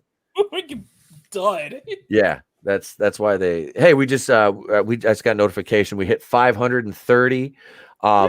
I got a comment on my Pixar Moms with Dump Truck Asses video, and the guy, I answered him back and said, hey, I was like, you like the video, show support for them Pixar Moms with Dump Truck Asses by subscribing. And he's like, you know what? He just answered me back. He says, you know what? How fast you replied. He goes, you got it, homie. I'm like, nice. So there's number 530 right there. Yay! We're on the way. We're on the way to 1,000. So we're getting there. We'll be there. We'll be there sooner than later. I'm still at 428. So, dude, it's crazy. Like I got stuck in like the 460s for a while, and then all of a sudden I just started. It just took off. I don't know. I'm trying to figure it out. I'm trying to figure out what's gonna really just kind of hit that growth spurt for me. Yeah. I'm like, what I gotta do? This is what I want. I want the Savage Avengers. Oh yeah, dude. Anything with Venom, I'm good with. Venom, Punisher, Conan, Elektra, Wolverine, and Brother Voodoo. So here's the question. Elektra. Here's the question with Venom. Is it likely they're going to bring in Tom Hardy's Venom since it's now and acknowledge that as part of the MCU, or what? I mean, they need to. I don't think they will, but they need to. I mean, you've got because I need Maximum Carnage needs Spider-Man. You can't do it without him. So I want Agent Venom, but we're not going to get that because we had a horrible Venom in Homecoming. Well, yeah, you got Flash. What's his name? Flash Thompson turns into Agent Venom, and that's after he's like a soldier. Yeah, after he's a soldier and he lost both his legs. Yeah, it's like that. This Flash Thompson, that ain't gonna Agent fucking Venom happen. Is awesome. Yeah, that ain't gonna happen with this cat. So it's just No. They really. Like I said, I remember covering 2 years before Homecoming came out in 2017. So yeah, I was working in radio. I was like my second or third year working in radio, and I was covering it for one of my shows because I was like covering how they had race swapped a bunch of the cast and we're changing up, the people surrounding Peter Parker, and I was talking about, I was like, this really undercuts a lot of like the kid that they cast as Flash. I'm like, this Flash is like a little punk. I'm like, yes, he is. Peter, even if he didn't have powers, could beat the shit out of this kid. Like, Yeah. I mean, Joe Manganiello. Instead of Warren losing limbs. I was just going to say, instead of Warren losing limbs, he's getting ratioed and cyberbullied. I know, that's how he gets the Venom powers. He's like, I'm tired of getting cyberbullied. I'll help you. Oh, wait. You know what? I didn't even think about that. I didn't even think about this. What if, this might be a possibility, what if the MCU does the Clone Saga?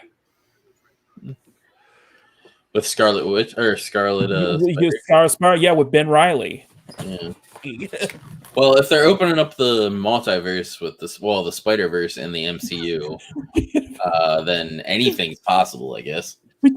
Turns out the Spider-Man that Tom Holland was playing the whole time was a clone. It's real.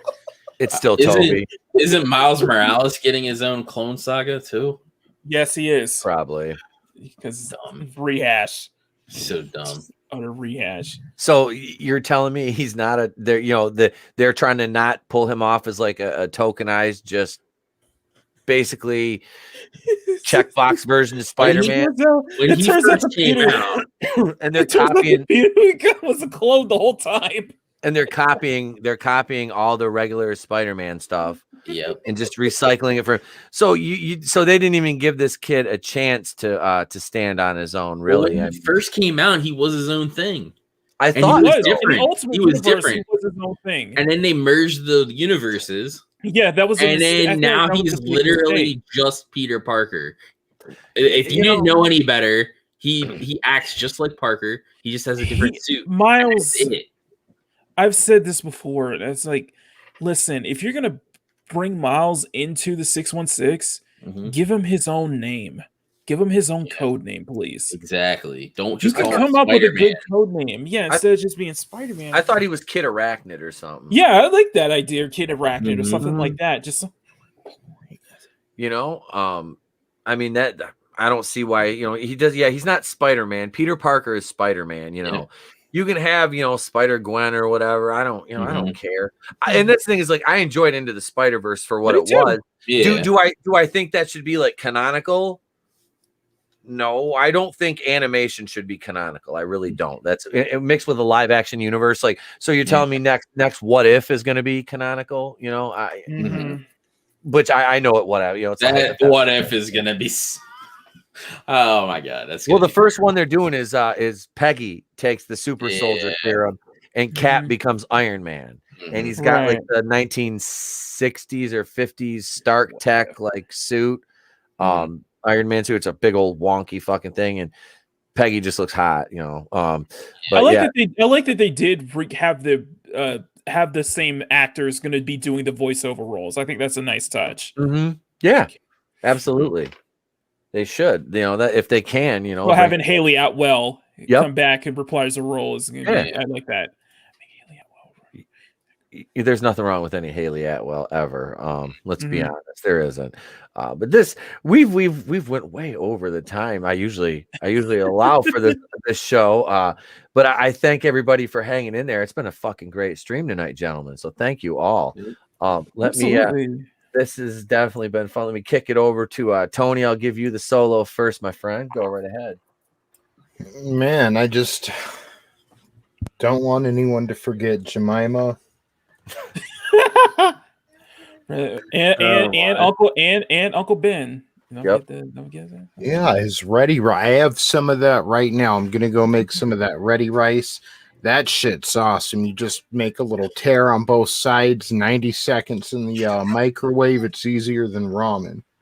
So anyone who tries to take that from me, we're going to fight. We're going to fight. They already killed Uncle Ben once in the Marvel universe, and he's not even and he's not mentioned not even once in the MCU. Nope. And that's a problem. Yep. Problematic. Well, he makes some damn good rice.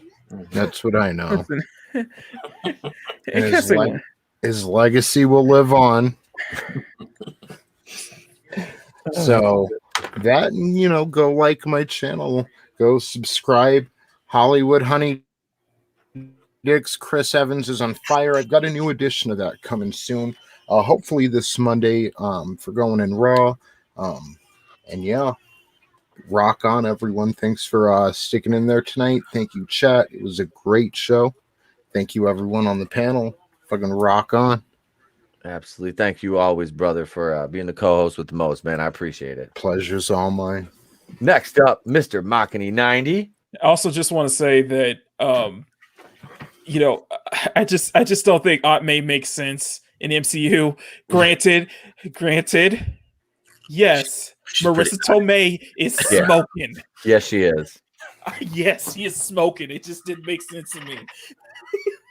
But yes, hey guys, I am Machiny90. I am one of the artists of Rogue Entertainment, one of the many mods of Rogue Entertainment. You can find me on YouTube where I do weekly draw streams and time-lapse videos every week. Every Sunday, draw streams every Sunday, although we are taking a break on Machiny Live. We'll be returning on January 21st.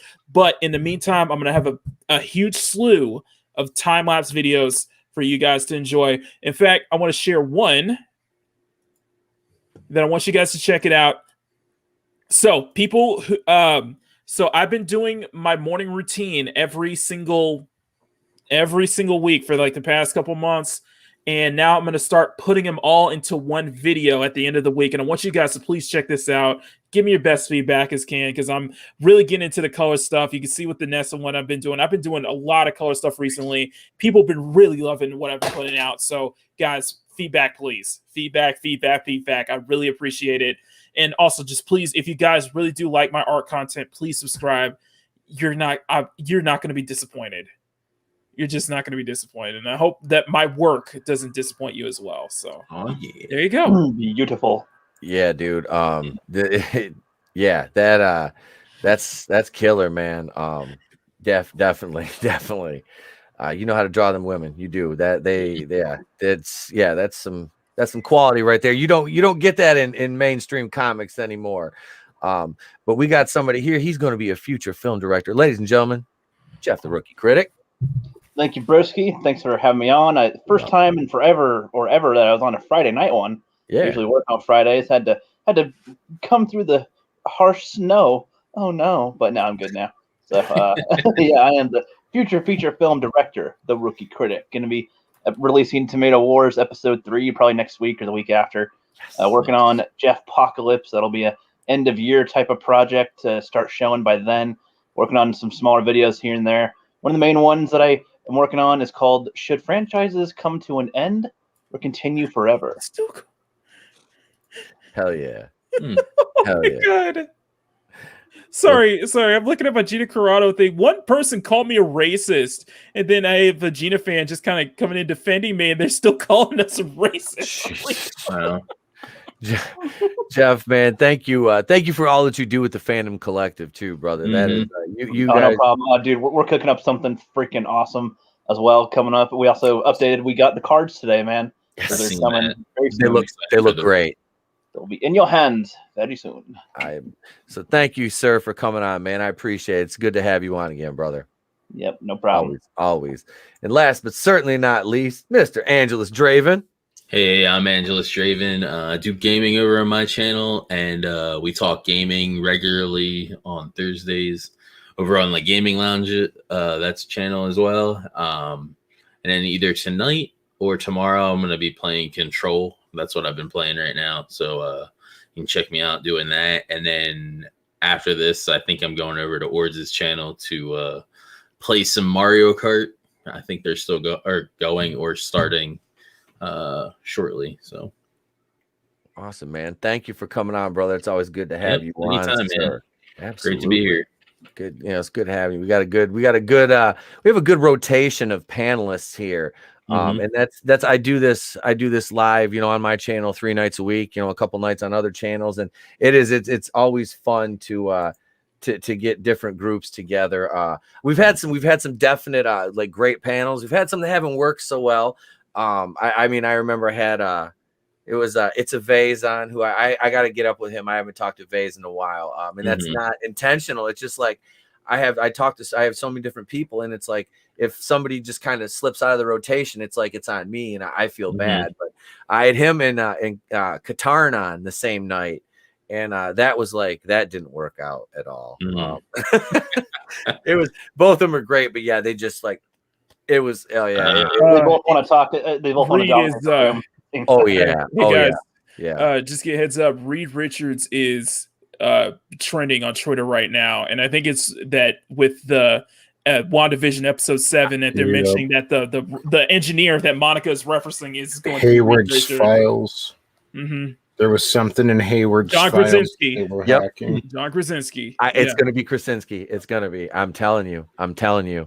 Fingers crossed. But yep. So anyway, that's great news. I'll probably be doing a video about that. I got to do my WandaVision. You'll get my full review of WandaVision tomorrow in a single release video. I will have that out for you guys. You know what Sunday is. Yep, I get Batwoman back. Batwoman. To be powerful. Time to be stunning and brave and play the victim all episode.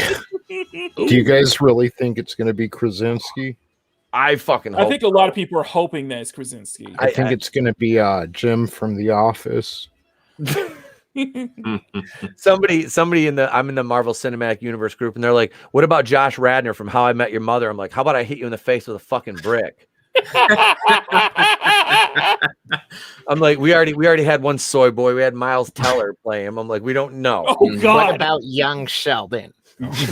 They should get Neil Patrick Harris to be Johnny Blaze. I would be all right with that. He would be fucking great. He would be awesome. I was just thinking about it. You said How I Met Your Mother, and fucking, he'd be great as that. Yeah. I'd rather see Jason Segel play Reed Richards than fucking Josh Radnor. But no, I don't want to go on for another 20 minutes. I know. You get, like I said, Monday morning, you'll have a Batwoman review.